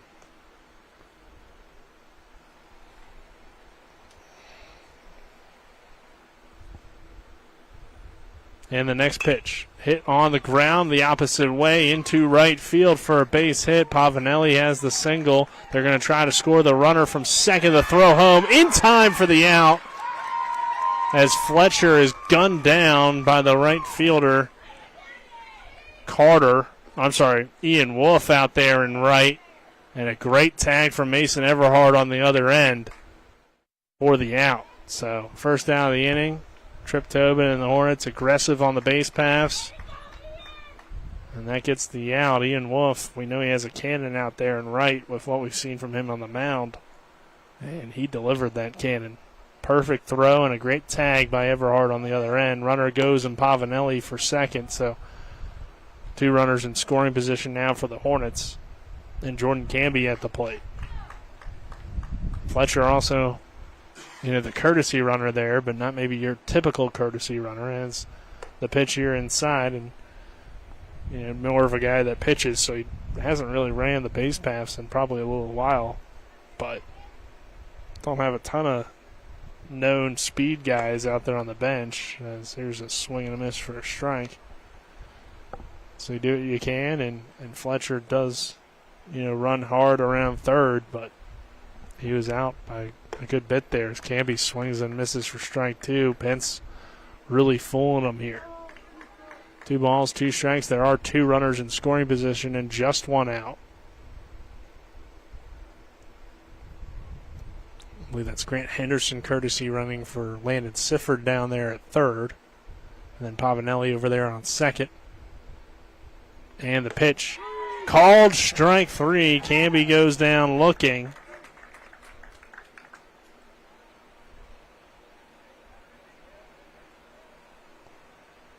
So Canby strikes out. And that'll bring Christian Alter to the plate. Now he'll be swinging away after the sacrifice bunt his first time. That moved the runners into scoring position, but the Hornets didn't get any runs across. Now they have a 2-1 lead and 2 outs, so Alter definitely swinging away here as he takes this one low for ball 1. Landon Pence trying to keep it at just a 1-run lead for Berkeley post 14. And the pitch from Pence is high for a ball. Post 60 trying to find a way to win one of these close games that they've been in against some of the top teams in the state. They had some tough losses to Morgantown over the weekend. Tough loss already today to this post 14 team as this one hits off the press box and out of play by Alter. But they clearly have shown the ability to compete, and they've shown a lot of improvement in just their second year as a program. But the question will be, can they take that next step, or when will they take that next step to be able to consistently beat some of these top teams? And the Hornets are definitely a team that you want to beat, the defending state champions, as this one misses inside for ball 3. So 3-1 count on Alter, 2 outs, and runners on second and third. Now obviously this is American Legion baseball. You only have guys for a year or two that stay the same. As this one misses low for ball 4, Alter draws the walk. And that'll bring Jet Gross to the plate. Wind picking up a little bit here at P.O. Faulkner Park. The bases are loaded, and there's 2 outs for Gross, who grounded out his first time. He grounded out in the same situation to third base, and they went home with it, and they got the out. It wasn't the exact same situation, as I believe there was only 1 out at that point. Yeah, there was. But similar situation. As the pitch here to Gross is high and outside for ball 1.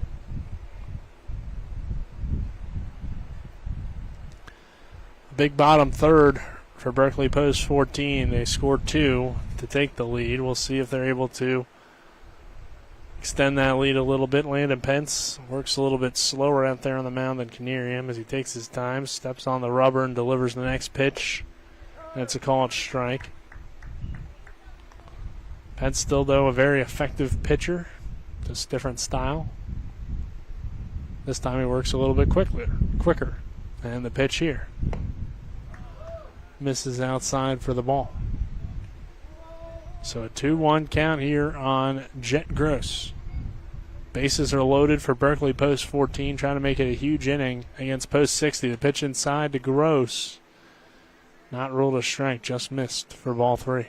So a chance to possibly walk in a run here for the Hornets. Gross digs back in, sets in, and awaits the next pitch and fouls it off down the third base line and out of play, landing right by our camera over there near the Hornets dugout.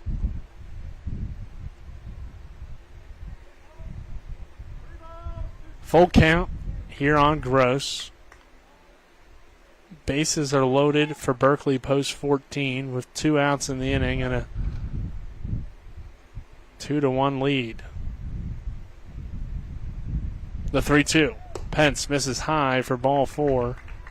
And now we'll bring in another run. It's the 3rd run of the inning for Berkeley post 14. Gross walks. And now we'll bring Cole Lewis to the plate. So bases remain loaded.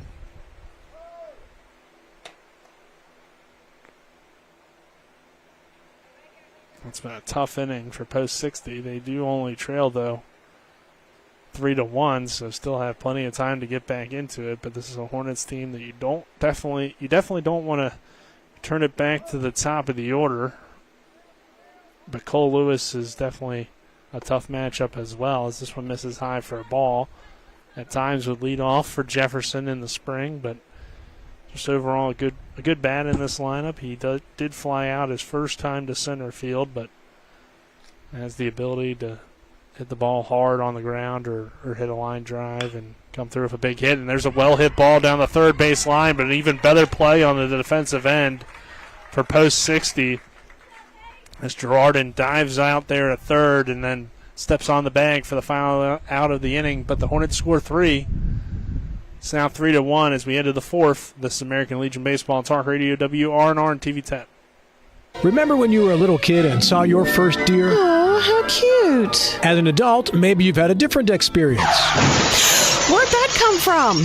Bambi mess up your dream machine?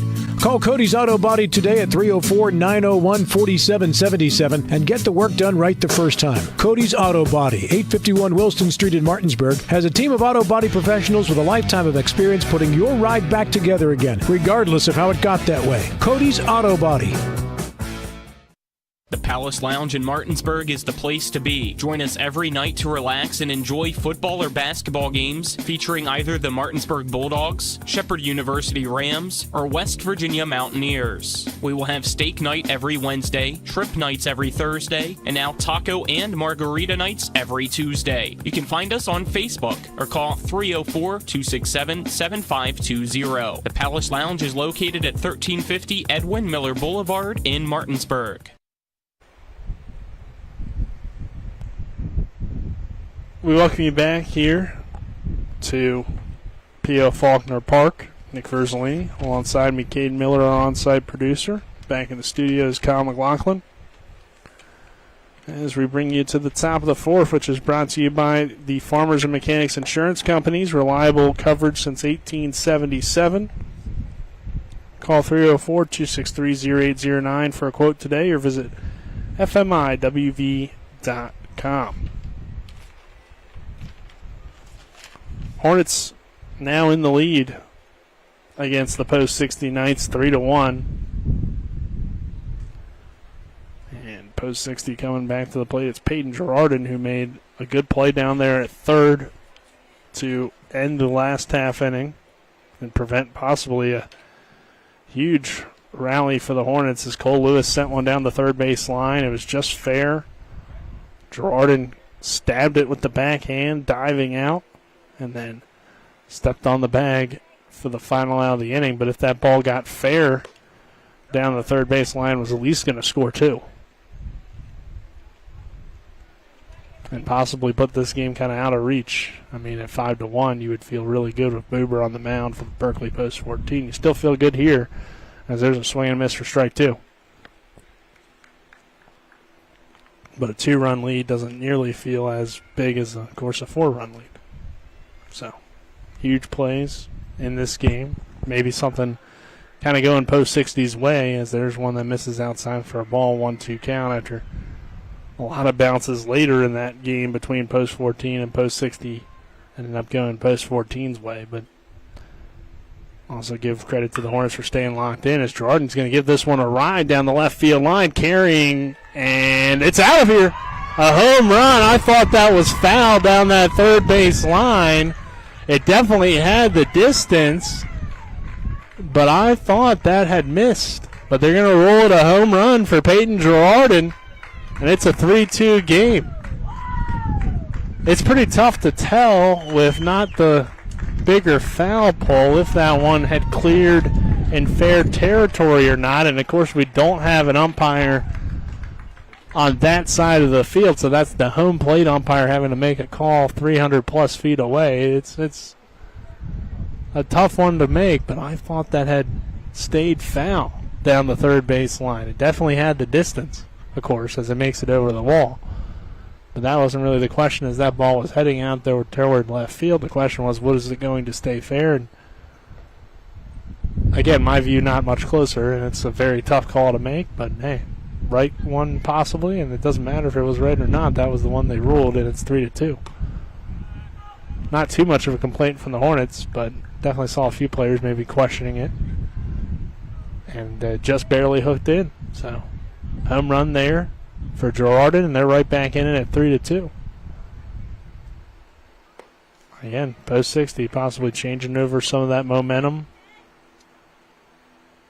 Get some things going their way, and now right back in the game at a 3-2 game.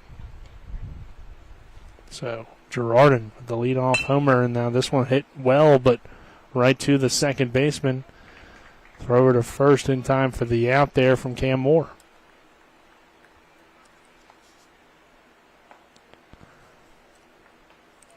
So Peyton Girardin with the home run.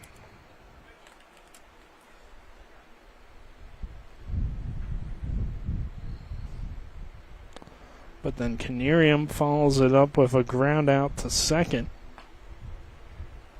And that'll bring Mason Carter to the plate, who struck out his first time. And there's a swing and a miss for strike one. And that's the thing with Carson Buber, is it's not going to be too often that you see him give up a big hit or give up a run or whatever the case may be and lose his concentration or lose his precision on the mound, as he's bounced back now to get ahead 0-2. That's why, of course, he was named West Virginia Player of the Year.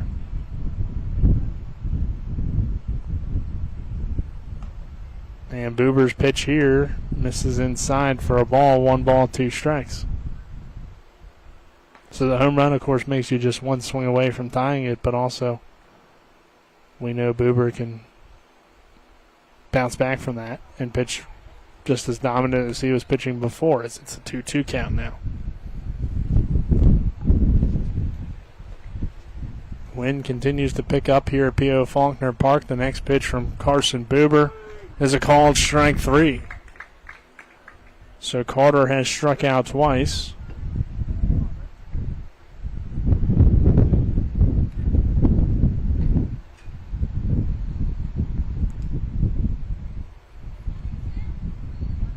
And now that will bring Mason Everhart to the plate, who also struck out back in the second inning. Buber now with 4 strikeouts in the game. Here in the top half of the 4th inning. And the next pitch, called strike 1 here to Everhart. Everhart digs back in on 0-1 and takes it outside for ball 1. Berkeley Post 14 Hornets baseball here on Talk Radio WRNR and TV 10. And the next pitch from Buber, swing and a miss, strike 2.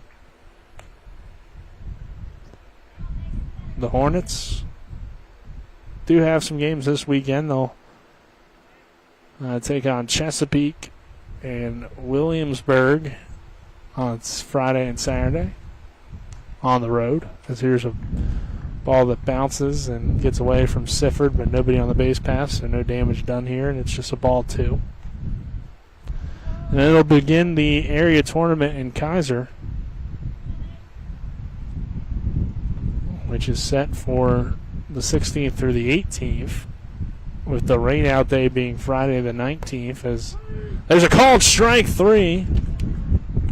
Buber gets Everhart going down looking. Second strikeout of the day for Mason Everhart. The 5th on the night for Carson Buber. If you want to date back to the completed game from earlier, it's his 10th strikeout of the day. And we head to the bottom of the 4th. The home run from Peyton Girardin makes it a 1-run ball game at 3-2. This is American Legion Baseball on Talk Radio WRNR and TV 10.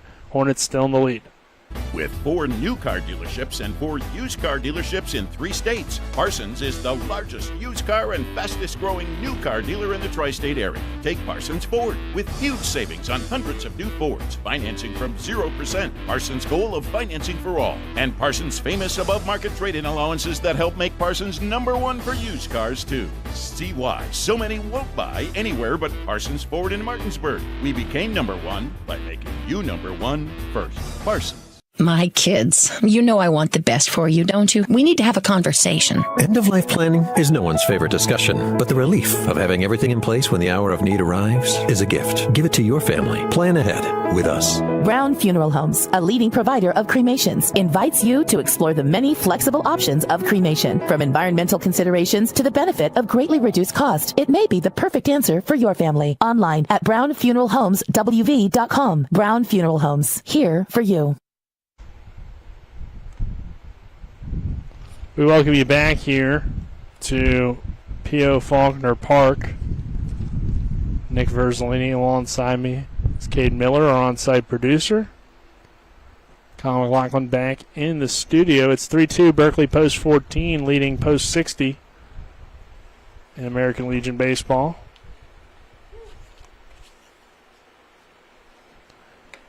Our bottom of the fourth is brought to you by Hagerstown Ford. Revolutionizing the car buying experience. Go to fordofhagerstown.com. Top of the order due up for Berkeley Post 14. It's Cam Moore here. Moore had a triple his last time up.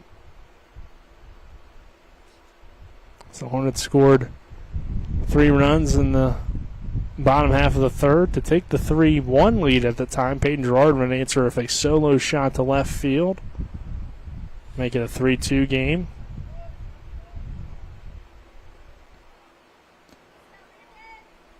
But Cam Moore will lead off here against Landon Pence. And Pence, the right-hander, has Moore send this one into left center field. It's going to one-hop the wall. Cam Moore had the triple on a similar hit earlier. This time, though, it's just going to be a double for Moore. Just a double. As he's had himself a nice day. Lead-off double here. Now bring Oviedo to the plate, who drove in Moore last time. So Moore on second base. Braden Oviedo at the plate. And the pitch here to Oviedo is low for ball one.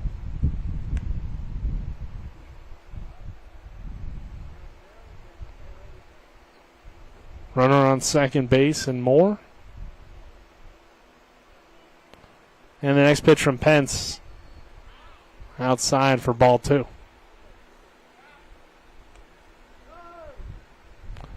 Time is called, and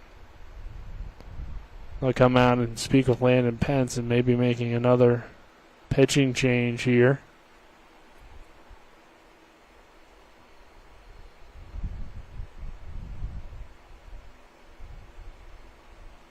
Two-0 count.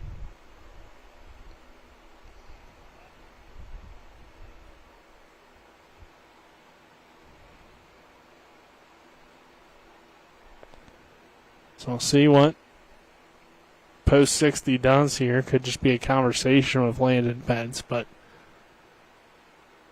obviously the Hornets have shown some abilities to get a lot of hits, and it looks like they are going to make a change. I think it's going to be right fielder Ian Wolf running on to pitch.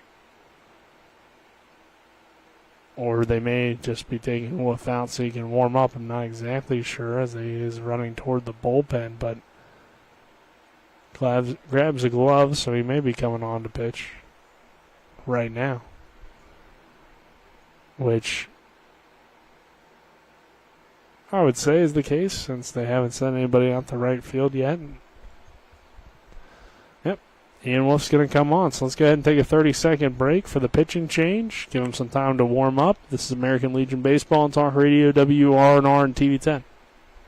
Talk Radio WRNR, TV 10, and WRNR TV on YouTube are your home for the 2024 West Virginia American Legion Baseball State Tournament. The best baseball the Mountain State has to offer will be showcased beginning Thursday, July 25th, all the way through Monday the 29th. Will the Berkeley Post 14 Hornets defend their state champion title, or will a new winner be crowned? Don't miss a single moment as we provide coverage of every game right here on Talk Radio WRNR, TV 10, and WRNR TV on YouTube. We welcome you back here to P.O. Faulkner Park. This is going to be Ian Wolf to come in for Landon Pence. I think Landon's going to just go to right field, it looks like, as our Pitching changes again are brought to you by Smallwood and Small Insurance in Martinsburg, your total insurance solution at 121 Administrative Drive. Call 304-263-3361. Ian Wolf's going to come on. As we mentioned, Wolf had started that game on June 26th. And then, of course, was taken out in the middle innings, but Pence's day here today for post 60. He ends up going 1 inning, 2 hits. None of them earned, no earned runs, but there were runs that came across when Pence was on the mound that were given to Canerium. 2 walks and 1 strikeout for him. So his day's done relatively quickly, as he did also pitch the closeout of the game that was continued today earlier. But Ian Wolf will pitch here for a runner on second, and the first pitch from Wolf, a called strike 1. Oviedo hitting here. He had an RBI single his last time, and he's walked. Moore over there on second. Next pitch from Wolf misses outside for ball 3. Ian Wolf also made an excellent throw out there in right field to prevent a run from scoring. Caleb Fletcher trying to score from third as this one's fouled away for strike 2. But Wolf threw him out. Everhart made a good tag. And that prevented the scoring opportunity there. 3-2 count. 3-2 lead for post 14. And there's a called strike 3. So Wolf comes into the game and gets a strikeout on Oviedo looking. And that'll bring Carson Buber to the plate. Buber so far has flown out and singled.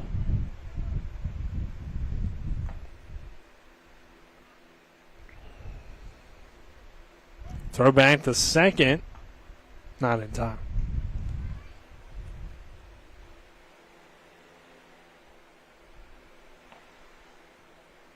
Next pitch. Called a strike. 0-1 count here on Buber. Hornets appear to have some arms warming over there in the bullpen as this one misses outside for a ball. Of course, Buber finished up the continued game earlier today. Got the win. 5 strikeouts, and he's worked well so far, but I'm not sure then what his total pitch count for the day would be at this point, which would limit probably how many pitches he can throw in this exact game, of course.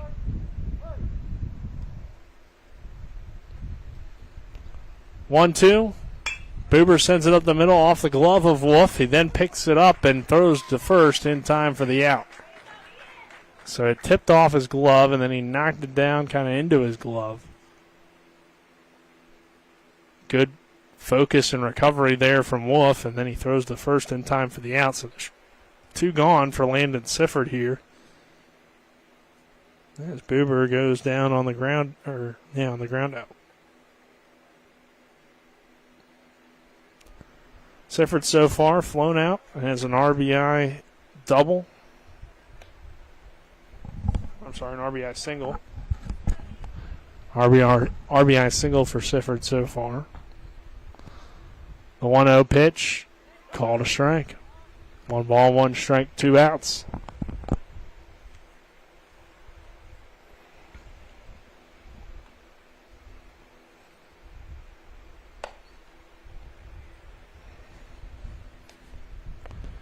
Two 1 count here on Landon Sifford.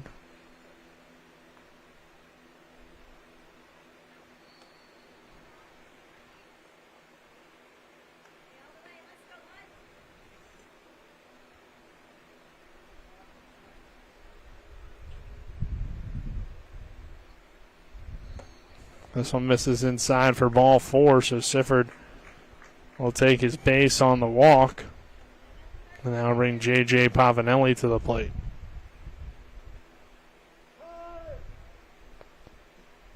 Henderson's going to come on and courtesy run for Sifford. Pavanelli has a chance to add to this Hornets 3-2 lead here in the fourth inning with runners on the corners.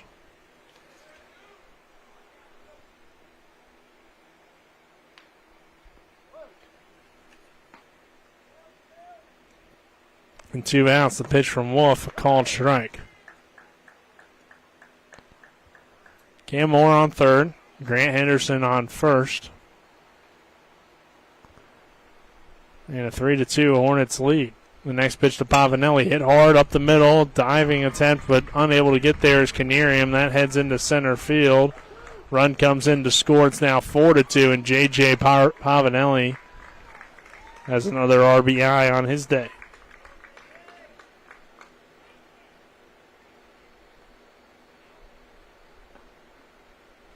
Actually, I believe that's his first RBI, but his third hit of the day.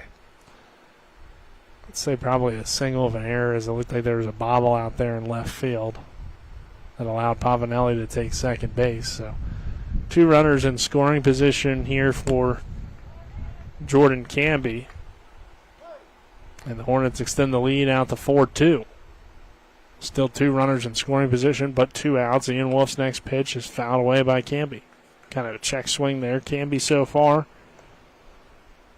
has walked and struck out.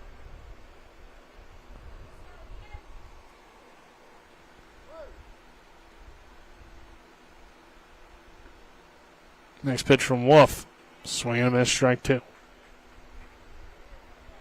Henderson down there at third. Pavanelli standing on second. And a 4-2 Hornets lead over the Post 60 Knights.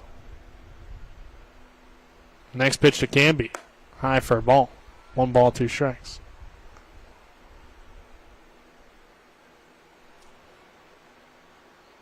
Canby in center field again here today. Batting in the 6th spot. The pitch to Canby on 1-2 is popped up right field. Hit into a tough spot, but coming over and making the catch is Evan Williams for the final out of the inning. And we will end to the top of the 5th. Hornets on top 4-2. They do add an insurance run. This is American Legion Baseball on Talk Radio WRNR and TV 10. WVU Medicine introduces Walk-In Wednesdays. The Human Resources Department at the WVU Medicine Corporate Center in Martinsburg will host Walk-In Wednesdays every Wednesday in July. A WVU recruiter will be on site 10 a.m. to 2 p.m. to answer questions about positions available and assist those who submit applications via Workday. The WVU Medicine Corporate Center is located at 121 Administrative Drive in Martinsburg. Stop by to learn why employees who work here thrive here. Most insurance companies see you as a claim number. Most law firms see you as a case file. When their top priority is their bottom line, you only get a fraction of the attention that you deserve. At the law firm of Burke, Schultz, Harmon, and Jenkinson, it's personal. We listen to our clients to see the whole picture, because every part of you is important. For a team built on relationships and results, call Burke, Schultz, Harmon, and Jenkinson at 304 Lawyers, or visit us at burkeandschultz.com. We welcome you back here to P.O. Faulkner Park. Nick Verzolini alongside me, Cade Miller, our on-site producer. Back in the studio is Kyle McLaughlin. 4-2, Hornets on top as we head to the top of the 5th, which is brought to you by L.A. Roberts Jewelers. Committed to excellence in quality design and craftsmanship, located at 146 North Queen Street in Martinsburg. Evan Williams will lead things off here. Carson Buber still out on the mound, and the first pitch misses inside for a ball. Williams has grounded out so far in his only at bat. And the next pitch from Buber, fouled away. 1 ball, 1 strike.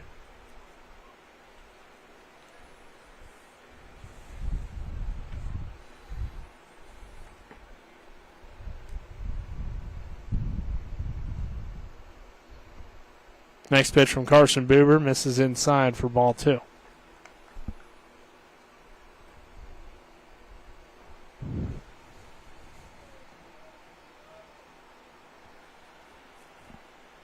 Next pitch from Buber hits the zone, for strike two. 2 balls, 2 strikes. Lights coming on here at P.O. Faulkner Park. The pitch from Buber, hit on the ground toward third. Oviedo fields it cleanly, throws to first for the out. So Braden Oviedo at the smooth play over there at third. Evan Williams grounds out for the second time to Oviedo today, and that'll bring Brian French to the plate. French has grounded out so far. He grounded out to Cam Moore, his only at bat.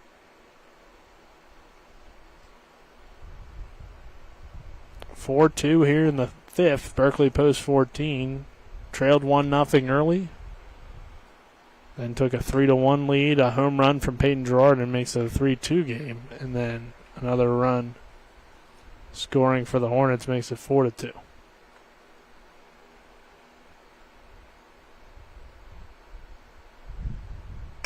This one hit up the middle through the legs of Buber. Great effort from Pavanelli. It ends up being scooped up by Moore, and he throws the first for the out.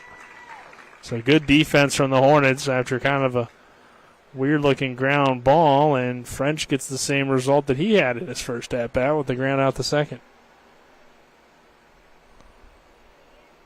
So Williams does the same thing that he did, a ground out 5-3, and then French ends up, even though not exactly the same, but grounds out to second base in his second at-bat, and that will bring Ian Wolf to the plate, who last time he was up struck out looking.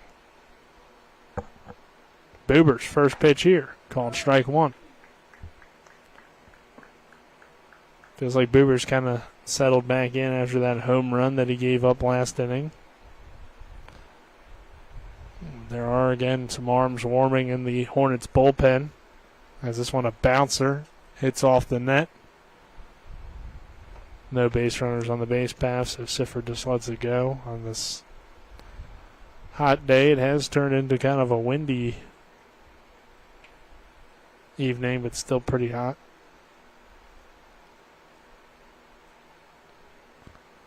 One ball, 1 strike, 2 outs. And the pitch from Carson. Low and outside for ball 2.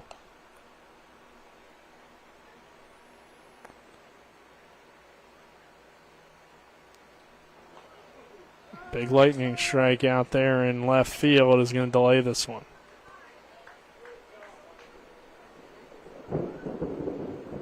And now some thunder. These two teams can't finish a game without a delay. But that was a big lightning strike. So I believe we're on at least a 30-minute delay here, depending on what all goes down now in the next few minutes with the lightning and stuff. But our score, 4-2. Colin, go ahead and put some alternative programming on, and I'll let you know when we're good to come back. This is American Legion Baseball on Talk Radio WRNR and TV 10. 4-2 our score.